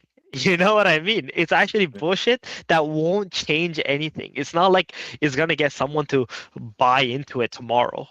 You know what I mean? But it's more like I personally wouldn't, like, for me, like, I just wouldn't. I get, like, I do get why that suggestion is like, okay, well, we may as well. It doesn't change anything. It just gives a We better demand non-superficial change is a business and network, not a silly game, bro. Stop with the AI slop, man. Enough. You think that's AI slap response? Maybe, I have no idea. It sounded like AI to Metatwin was me. talking earlier on in the show. I definitely think it's a real user, bro. Okay. It actually sounded like AI to me. Yeah, the Loki a little bit does, but at the same time, I actually do agree with him, bro. Like, there is a sophistication, there's a seriousness to. That's so stupid. yeah. Like, that's actually the dumbest shit. Like, you guys overestimate what the business actually is. Like, genuinely, like, you actually overestimate it. Business is a game. Yeah, facts. Like, it's actually a fucking game. And like, what is games? Games is psychology. Literally. Yeah. Like, you're only good at a game if you actually have a fucking brain that can handle pain and like can understand human psychology, and like that's majority of the skill or talent or whatever you want to call it, whatever bullshit you want to call it. Edge. So like that, the whole idea of like, oh, we gotta be this serious motherfuckers, like, no, it's not true at all. Yeah. It's actually completely contra. Just confirmed. Metatwin is a real person. But no, you actually, like, bro, you are kind of right. Like, if you actually think about it, like, it's all fucking banter, bro. Like, it's jokes. Like, you just do something, or you make something, or you provide a service, and people just give you money. That's it, right? It's all jokes. You can take it all serious and be suit and tie type of stuff. There is a sophistication that's needed, right? Business. It's kind of jokes, bro. I mean, it is kind of jokes. The way that we're moving, like, business is actually serious, but like the execution of business is like completely different than what most people actually imagine. Nah, it's all banter. To be. It's all total banter, bro. Shut up. Bro, like, fucking Elon's bantering to us about, I'm gonna build on Mars, bro. Like, banter. Actually, that's true too. You look at we're talking about Elon, right? You look at like SpaceX, you look at Tesla and whatever, right? Like, people from PayPal, like, when he was there, like, they literally fucking threw him off the ship, even though he was like a founder. It's because like they thought he had like no risk management. They all thought that he was way too much. And guess what? He went on to build multi-billion-dollar businesses. When fucking SpaceX, like, ICOs, like, dude, it's gonna be fucking nuts. Yeah. You know, and he not only is he the richest man in the world, like, well, you know, he is the richest man in the world that we know of, but like, and he's gonna have like 2 different businesses that are gonna be in the top 10 or whatever. Yeah. It's just banter, You bro. know? But at the end of the day, Like- if you didn't know this already, there's potentially indexes that are going to give you exposure to the ICO pricing, even though you can't get the access to the privatization. And you know what? Elon Musk did? He did exactly the opposite of what everybody else told him to do. Exactly the fucking opposite. That's what he So 10 to 1 run. Let's do it, bro. All right. Let's move on. Is there anything else after this? Is this the last slide? No. What we will not be doing. Uh-oh. So, Stephen, do you think do the exact opposite? I'm joking. No spray and pray grant spending with low return and no clear outcomes. No chasing unwinnable categories or competition where Ronin has no edge. Ronin will not try to be a generic chain or follow short-term DeFi, prediction market, perps, or meme coin trends. You know what's hilarious? We've had all of those categories in Ronin this year. Literally. What? Every single one. We had prediction. We didn't have perfs. Oh, What the yeah, fuck we did we did. have perps? No, we didn't have perps. Actually, we didn't have perps. That's the one thing we didn't have. And you know what? This is how crazy the year was. At some point of the year, I was like, bring perps to Ronin, bro.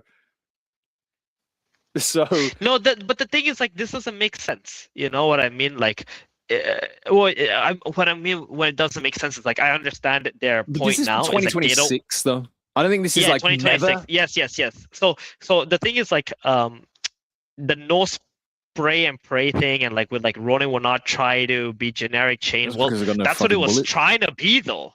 You know what I mean? This whole time, that's what it was trying to be. It's got no bullets, bro. They can't spray. Right? They're going to spray a water pistol. Well, I think no. I think they learned their lesson. It's like these teams are way too unskilled. Crypto has like way too many unskilled teams. Right? The reason why they are in crypto is because they're unskilled, I think, as well. Yeah. Like, it's not because they're like, oh, I'm here, I'm gonna build something incredible because it's the future. No, they're here because they couldn't make it in fucking Web 2. Yeah. You know, and like they just know that they can probably make more money here or whatever. But some teams, they're like very, very small percentage of teams actually are here because they think that this is going to be the future. Extremely small percentage. We're talking like 0.1% or less. You know, but like the thing about Ronin with not doing those stuff is because we're going to Ethereum. You know, we tried to be that chain where it's like, hey, we're gonna be the big dogs, come here, right? Attempt. It just wasn't gonna work because you just needed way too much fucking money. All these other chains are giving way too much fucking money for like slightly more skilled individuals, and those slightly more skilled individuals are fucking trash too. They're failing, you know. Yeah. So like you're like giving money to a bunch of trash fucking teams, right? It's like, what's the point? And then they're like, okay, well, everyone's trash, so let's just not do that. Yeah. No, I'm glad to hear that. I don't want to see no spray and praise for sure.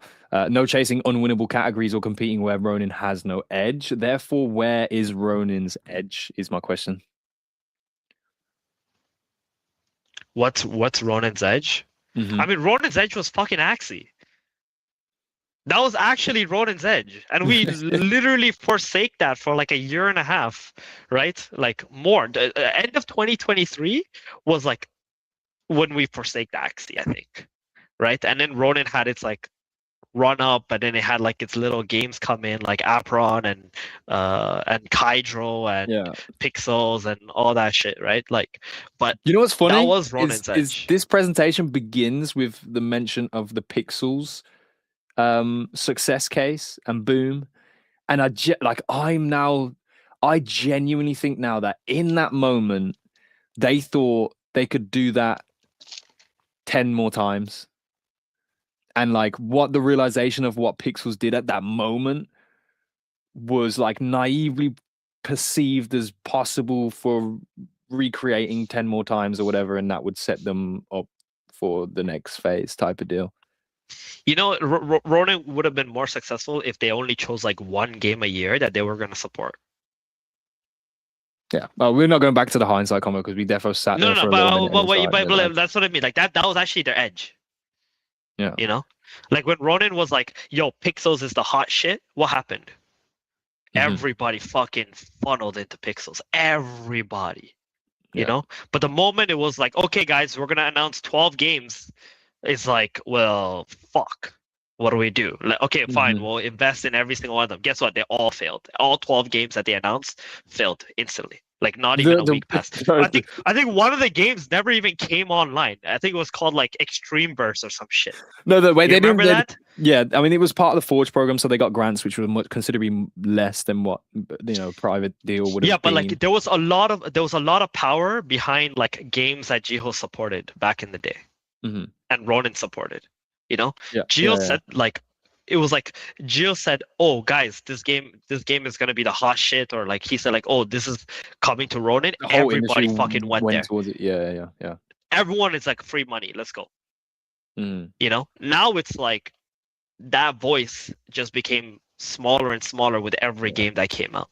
Well, right? The only and game it's that just like blew through it over like the last 2 years is Cambria, and Thriving, but that is an example of a spray and pray, to be honest. So, yeah. Well, Cambria is like really special. Like Cambria was actually. And let's be honest, special. they had to pivot to like recoup Cambria, bro.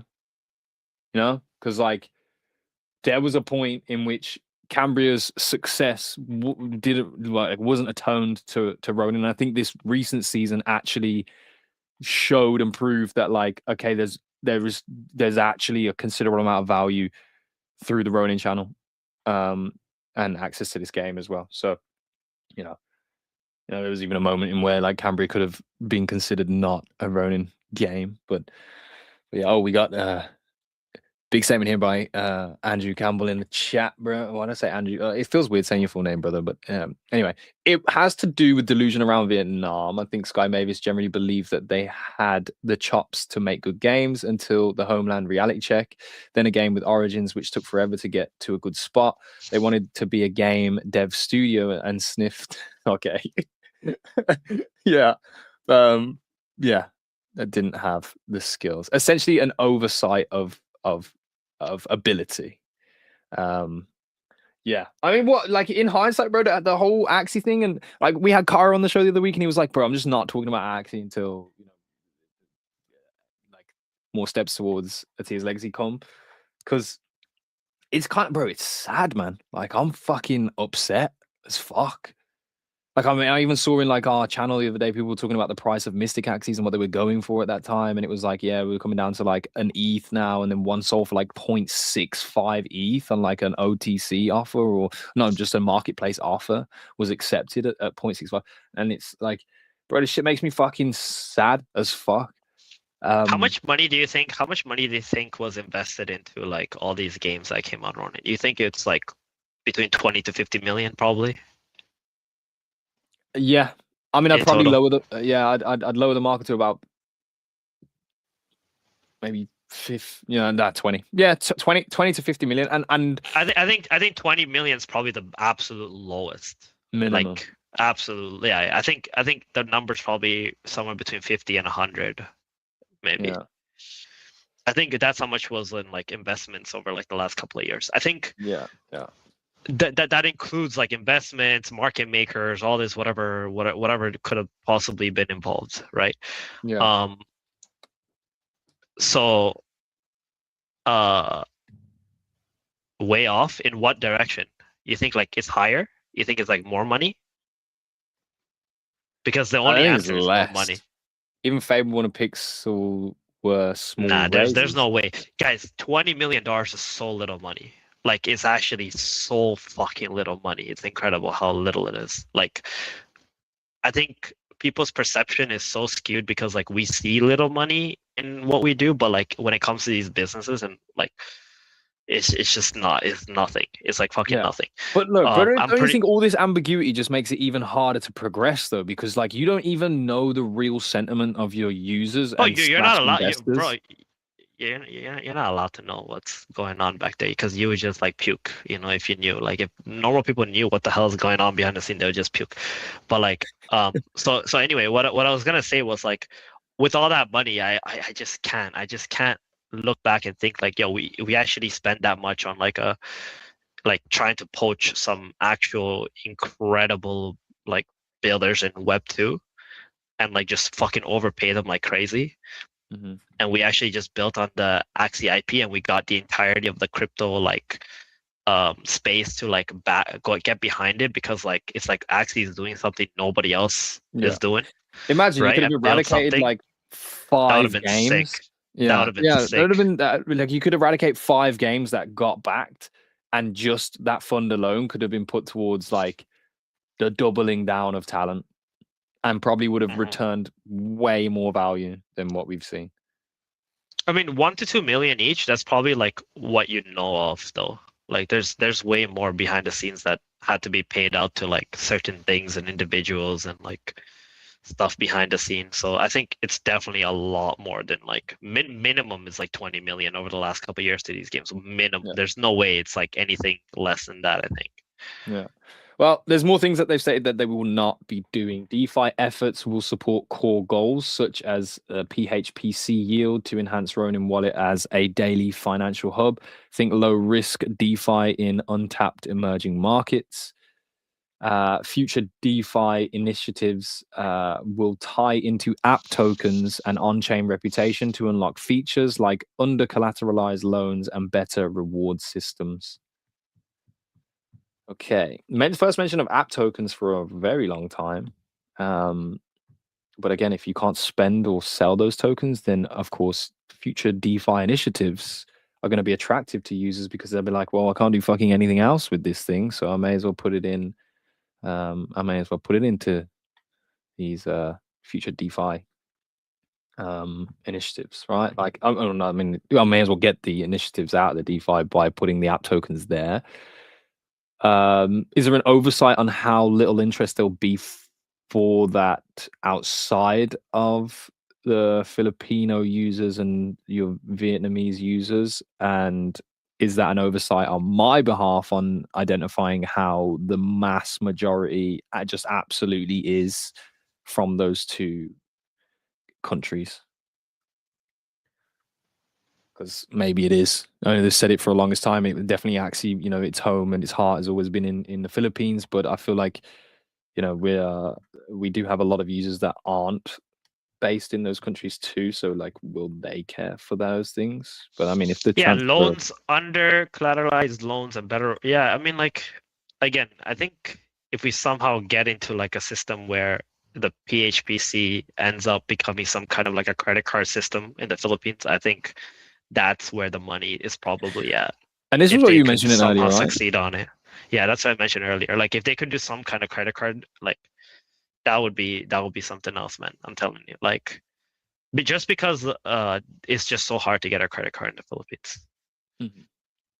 And would there be access to? Okay, so you've got the users that aren't in the Philippines and aren't in Vietnam, like ourselves, and there's a lot of Western users in Ronin also, just across communities and stuff like that. But if we were applying app tokens to these environments, and like the credit card was actually the credit basis was like the funds that were pooled in there by all users across the globe, right? And when a transaction is made and like a payment is actually processed and someone takes on that $1,000 worth of credit, and then they pay back residually with a slight interest, and that interest is then redistributed to the pool of holders that have provided it there. Like, is that like these are realities, right? Like a decentralized approach to the ecosystem provides the credit for these people, and they end up paying like the interest on that back. Yeah, I think there's something very interesting there where like you can like preload these credit cards, you know what I mean?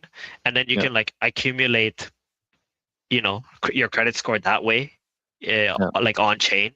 I think that would be really interesting because like that way, then you can know who you are allowed to lend money to, and like because there's like some jurisdiction issues and government issues and things like that where like you can't really step in and be like, hey man, you owe us money, like where is it, cough it up, right? Like Yeah. you can't.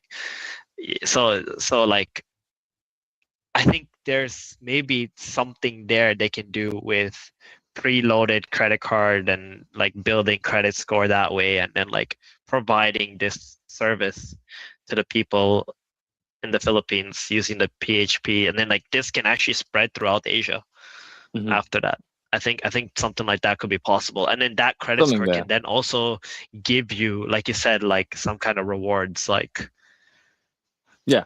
Open lotteries, resources and across the network. there's so much there that could happen, right? Especially if they're planning to invest money into this, and you're willing to like acquire users with with spending a significant amount. I think there's something there. Again, like this is something for someone a lot smarter than I am Yeah. to figure out, Definitely an But economist's job.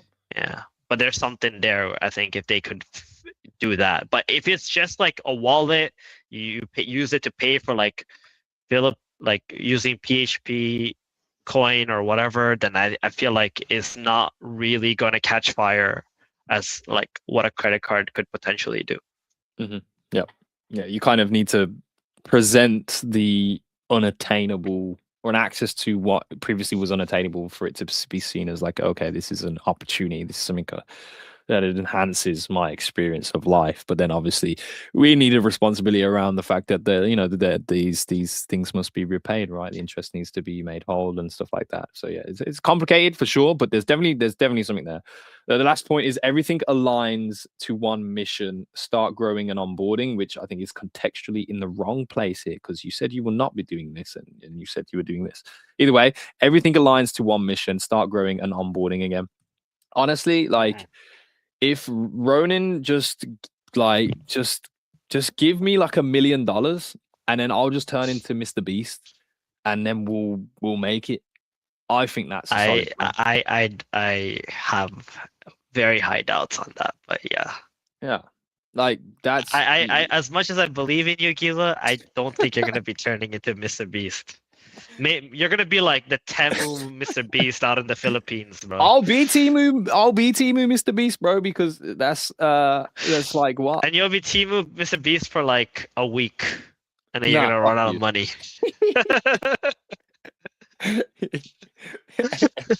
No way. I won't manage the money. I'll just be on the camera. That's it. What the fuck you need the money for then? I don't. I need. If you're not gonna manage the money, what the fuck you need the money for? Need a payment for it, brother. That's it. Alibaba, yo, what's up, per? Oh, yo, shout out to Pavana in the chat, bro. Yeah, we've had a lot of people coming through to the chat today, bro. This is, we're at that end point of looking through all of the things that have been released as of yesterday.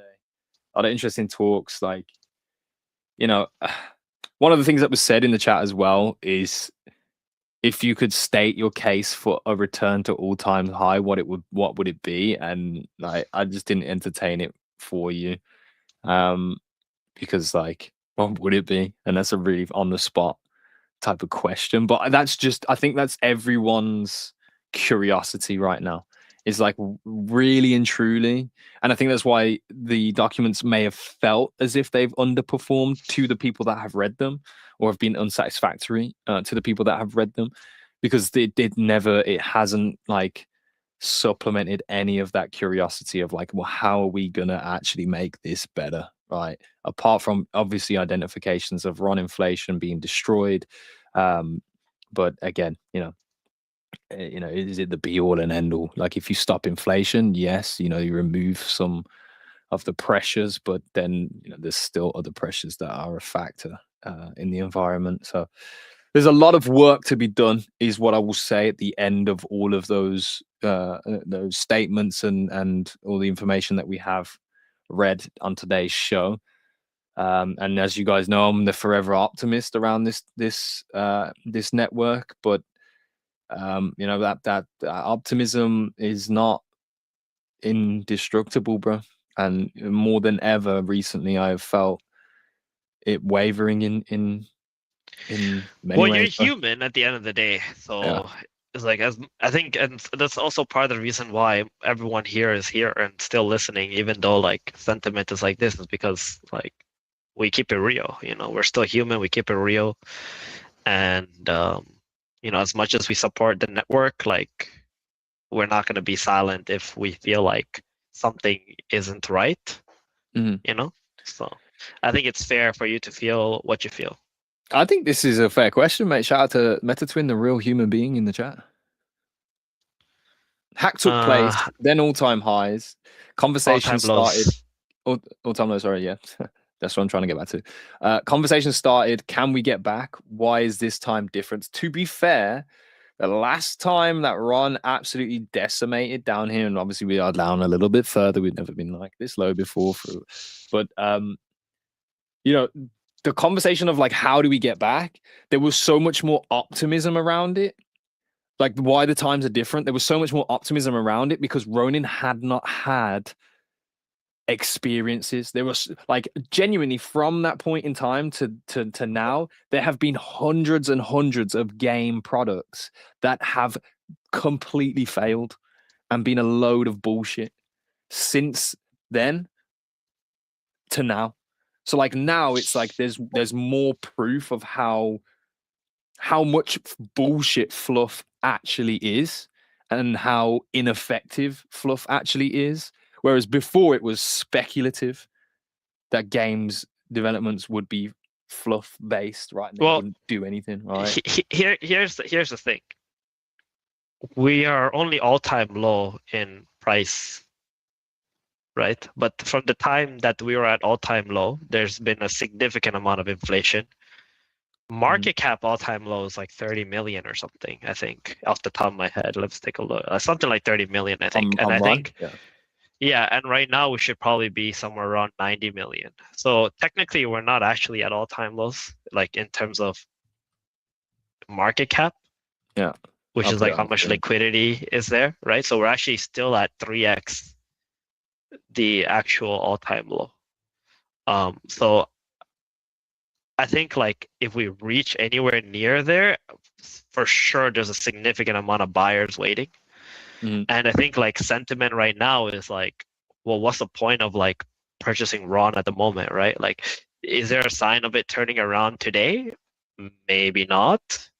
It's that there are some games, but at the same time, like I think we get until we get like Ron 2.0, which is, you know, we go to Ethereum, we fix this whole like inflation stuff and all the things that's on the plan. Yeah. Is there really a reason to have more Ron? I think anyone who actually holds Ron right now has a significant amount of Ron, like a lot of fucking Ron. Like if you went and got your paycheck and you bought it today, like you just got like way more Ron than you could have ever imagined. You know, like at $4 or whatever, right? Yeah. So, well, yeah. Let's see here. What's the market cap? Yeah, it's like the lowest was like 34 was like the lowest. And what is it at now? Today it's at 94, 94.7, right? Yeah. So it's like I mean, if we're really talking about all-time low, it could go lower. It could. And like I'm telling you, there are people watching this, you know, because there are people who are gonna be like, yo, I want to jump on this when like they want to catch the bottoms. Yeah. Right? Like me, if I see single digit Ron or if I see like 5 cent Ron or whatever, like I will take half of my like at least maybe a month worth of paycheck and try to put it into Ron. Like I will do it. Yeah. You know, like I mean from my like real job, not like something I'm in from like my real job. And I have a significant amount of Ron already. Yeah. So yeah. Do you think so? For me, it hasn't left the belief in the statement I'm about to make. It hasn't left. Do you think that the success of the vision of what Ronin is going to be, right? That being like the Steam of crypto gaming, right? Or being like a Steam itself, is the realization of that, like it actually being true, and it has fundamentally like a climbing user count to the numbers that of Steam, like the market cap of Ronin. How many X's would you add onto where we are right now? Let's just round it at 100 mil. Like, what is the market cap potential if Ronin's vision is actually realized? Like, is there is there an intelligent way to portray that? Like, how much is Steam worth? I mean, I think if we go back into another bull, we can go to 1.2 billion again, which is actually all-time high market cap. Uh-huh. Like I think that's possible. That's easy. That's definitely possible, right? But what does that mean for the Ron price, right? At 1.2 billion market cap, that's like 12x from here, right? Mhm. So that's only like maybe $1.50. You got to understand that, like, to go back to all-time high market, like people I think don't realize how crazy the inflation actually is, right? But Yeah. not only inflation because of staking, but also because of all the unlocks that happen. Yeah, yeah. You know? Yeah, they've coincided as well, right? Like, so. Yep. it is- And let's not forget, there's also going to be a significant amount of buyers like in these price ranges as well. Yeah. So like they're gonna look to get those exits and whatever. Like people keep talking about $4 run. Like forget about $4 run. Let's get to 40 cents on. Let's get to like $1 run. Let's like actually look at like where we need to get, right? Let's break out of like the $1.50 because that's gonna break out of like the all-time high market cap. And when we break out of $1.50, that's when you can truly see like some kind of parabolic action happening and going to like $4 or whatever, right? We just have to take it like one step at a time.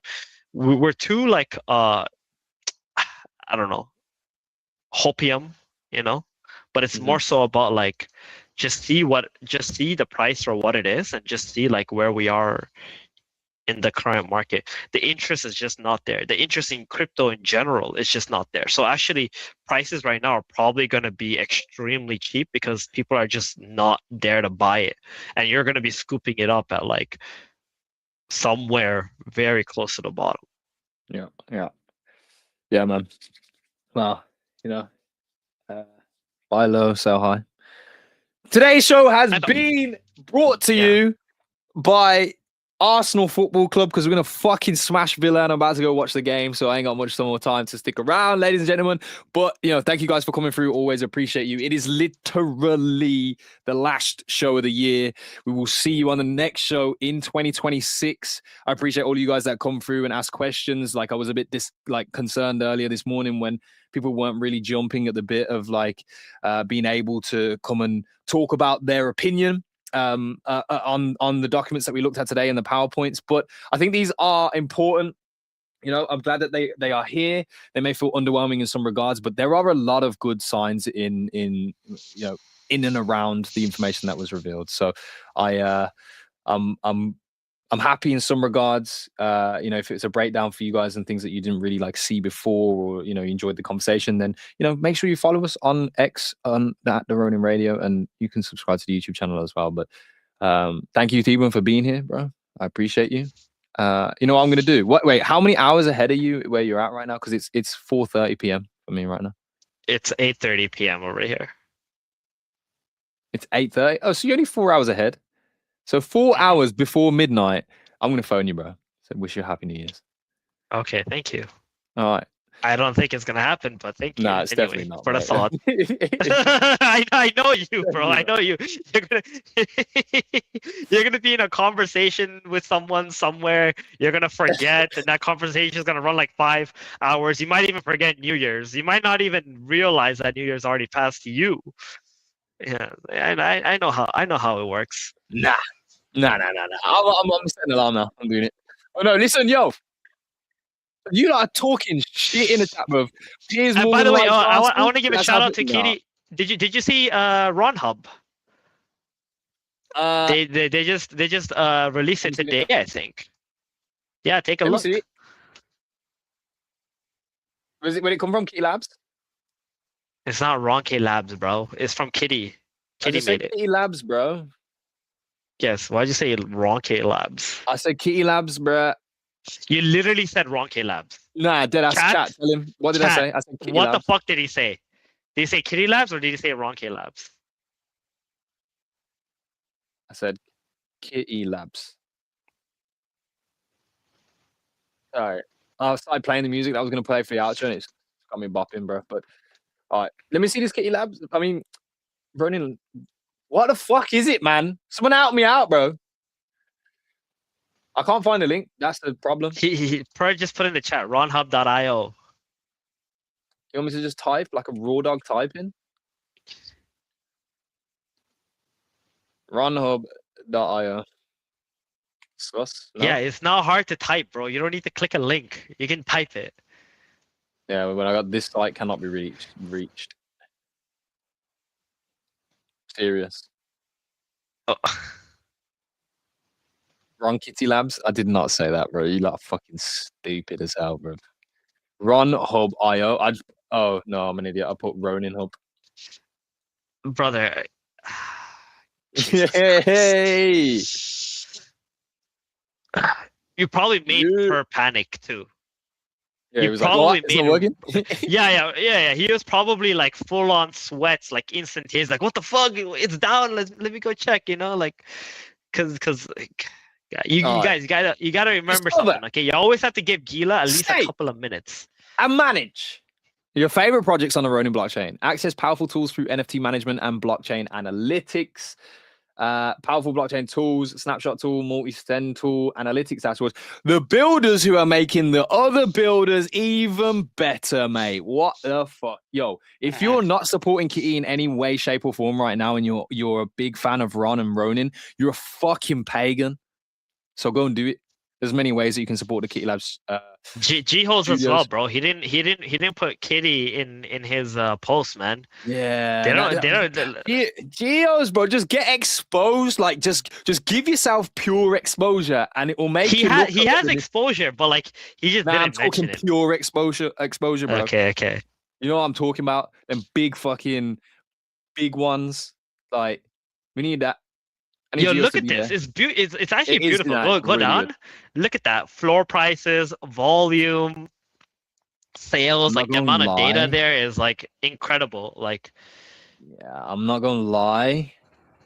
I'm you adding can this stake. to my yeah. You can like stake. You can create your own staking. Like Yeah. there's like this is and don't forget this is only gonna grow with time. Now the only question is Ronin gonna endorse it, right, and support it? Yeah. You know. I'm literally adding this as where my Brave browser opens up. Yeah, can you scroll all the way to the top? Yeah, I mean, I'm just doing this right now. Sorry, but You can list your project. You can also list your project on Ronin Hub. I feel like anyone who's in here should be doing that, right? Can you go to staking? Yep. Okay. Yeah. You can do NFT staking, and then new projects will be added here too. So it's like an all-in-one staking hub as well. You know, imagine like you can just stake whatever you want here. I want to actually see like maybe they should be able to access like AXS staking through here too. Mhm. AXS. Imagine having Ron staking too. Like that would be crazy. But I don't know what the logistics behind that would look like. So this Probably just you takes- wouldn't be able wait. to. Wait, oh, this is a proprietary pool. Okay. Wait a second. I'm doing Yeah. some like investigation on a different tab, just so I can be sure. Go to the analytics tab. Let's check it out too. The analytics tab. Okay, yo. Sorry, I was getting fucking a hard on elsewhere. Where's the activity? Jesus, man. Analytics all the way to the top. All the way to the top. That's Dude, it. have you never used a site before? No, bro. This guy's from the Stone Ages, man. I kicked footballs around, bro. I didn't fucking use PCs. You guys ever watch Dr. Stone? Gila is like he's the fucking the second guy that wakes up. I forgot his name. No one's seen Dr. Stone, bro. Let's keep it moving. Ron Price. Whoa, look at that, bro. Big movements. 1% gain today. Taiju. We're fucking killing it. That's his name. That's his name. Gila's Taiju. Market cap rank 439, bro. Yo, you may as well just pack it up. No, I'm joking. 24-hour volume, 3.6 million. All-time high though. Whoa, 97% down from all-time high. That's awesome. All-time low, we're actually up 1.62%, but as you can see, that's pretty much like yesterday, buddy. Sentiment Mhm. 25%, community bullish. I would love to know how this is derived, but either way, Yeah, overall this is activity. actually really Oh, cool. this is what? Nah, there's nowhere else you're going to find. We are going to use this hub every show. Yeah, nah, this Every is show. sick. This is so sick. No. Because you know how fucking tired I am of like trying to Look at this. Look save at Dune this. analytics and fucking all this bullshit. Ah, nah, this is a Christmas present. You don't even know it. Thank you so very much. Yeah, we're using this It's every day. so We're using this good. every show. There's going to be a part of the show called the Run Hub segment, and we will market it to be Pornhub. As the Wow, Run Hub. wait. Hold on. Does that show daily volume? Katana Dex. Oh wait, click whales. Click whales. What's whales? Let's see what they have there. 10,000 trades, bro. Who's moving this much? Someone's a Ron seller, it says there. The other guy's a Ron buyer, primary activity. I mean, No. it could be a market maker as well. Don't forget Yeah. that. Could be just be a market maker too. Oh, volume. Go click volume. This is hourly and weekly. No, at the top, Oh, beside whales. Yeah, click that. Let's look there. Can you click it or no? I did. Just had a little lag. Okay. That's all. Okay, check weekly. Click weekly. This is fucking go. This is better than like going to like DeFi Llama and shit. Yeah. Small trades with each trends.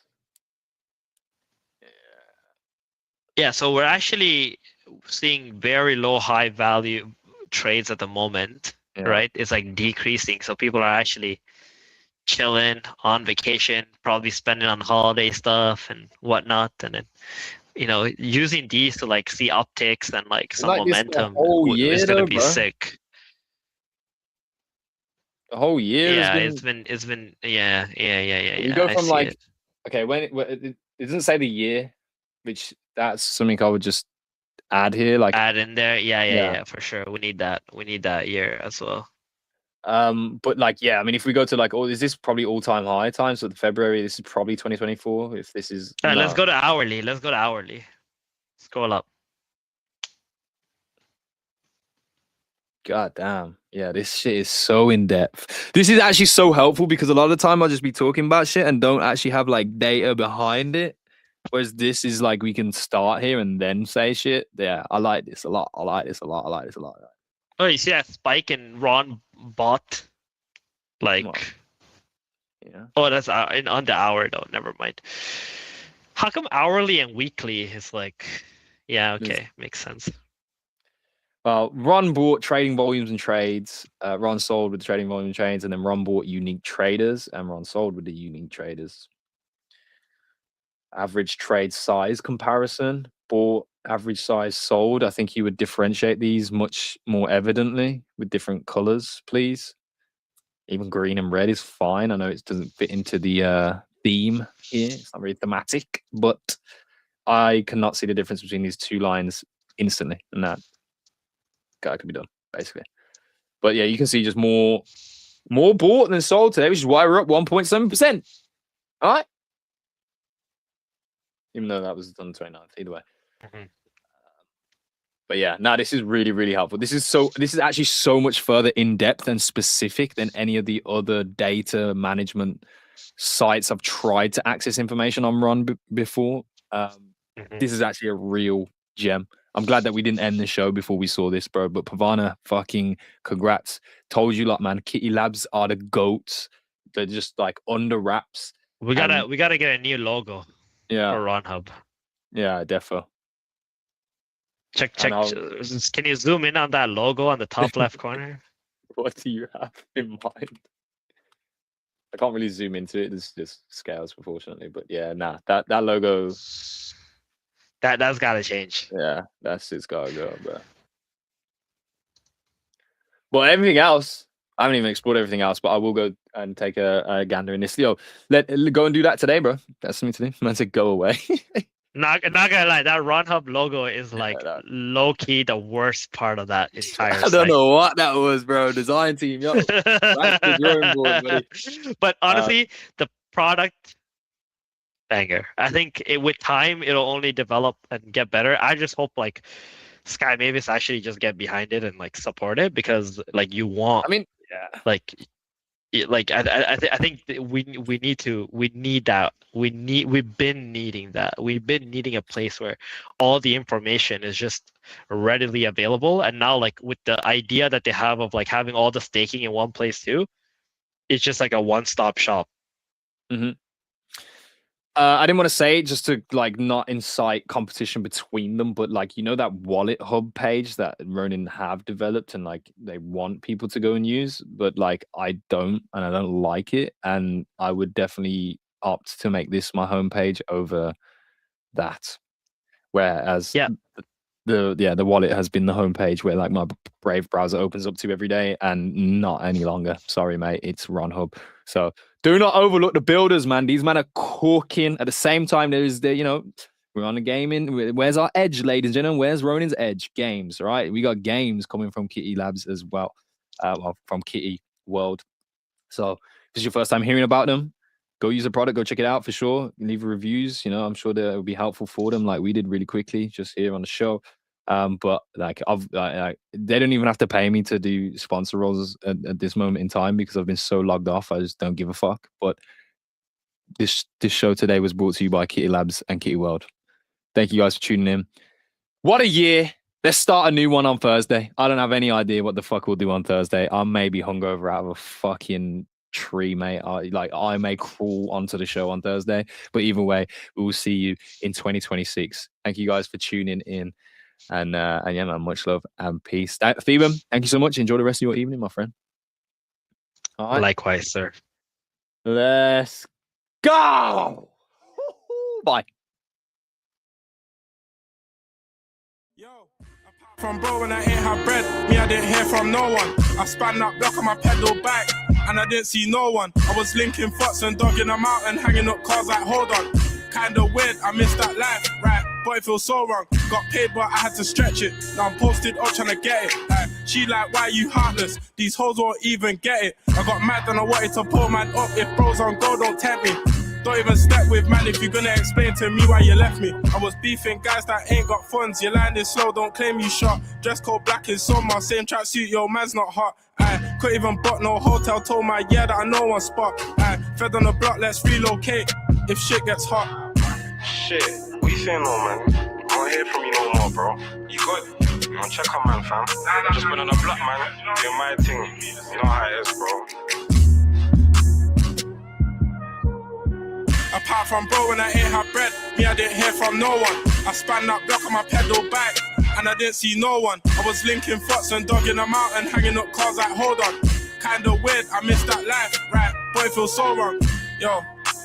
Shouted K like, yo, go bleach it. At home, debating the repercussions, yo, fuck that, I'm leaving. Ran man down in the daylight, probably like one zoot in the evening. Man always say, bro, recognize real. Really, what is the meaning? Car when bread's involved, them guys you're tight with moving different. Mumsy didn't expect this life from me when I was an infant. She saying I'm nonchalant, I'm glad you know how to listen. My neck went green back then, but now the VVs glisten. Apart from bro, when I ain't have bread, me I didn't hear from no one. I span that block on my pedal bike, and I didn't see no one. I was linking fucks and dogging them out and hanging up cars like, hold on. Kinda weird, I missed that life, right? But it feels so wrong.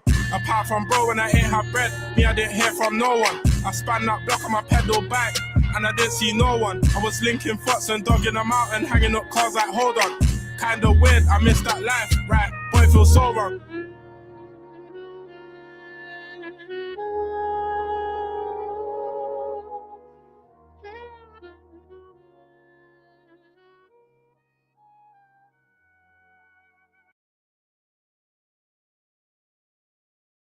You may be in your darkest hour. Know that night don't last forever. There's a morning coming in your life. Stay down till you come up. Stay down till you come up. Stay down. Oh yeah, bro. So, this shit crazy. Stay down with Ronin to it. Man try say am I good, bro, do I look okay? Somehow I'm close to home, but still somehow I feel away. Don't waste your time and get me mad, car, bro, I'll ruin your day. I still ain't recovered from all this pain I felt back then, but hey, Yo, tell me what have you done? Show me talk is cheap. Last week man spent like 10, 15. Why would I lie, bro? Here's the receipt. I had to cut off my day one still. 5 on shallow, that one was deep. Way too busy, I get no sleep. Feeling weird, I'm feeling peak. I don't force it, I just air it. The rumors, I don't hear it. You're watching me clearly.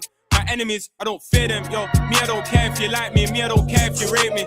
I never been one to beg no friendship. Yes, I'm like that, baby. I'm the type to do you wrong and book one flight. Let's switch location. Trust me, you need that bigger bag. That little one is way too basic. Don't ever lower your worth, my guy. That's when they start treating you mad. Uncle see me on the block, said you look like your dad. Yo, camera one, she bad. I'm glad she stuck around for mad. You probably think I'm crazy. I can't fabricate who I am. I see one posting a man on Insta seeking validation from next man. Why are all the relationships so toxic nowadays? I don't get that. Man try say am I good, bro, do I look okay?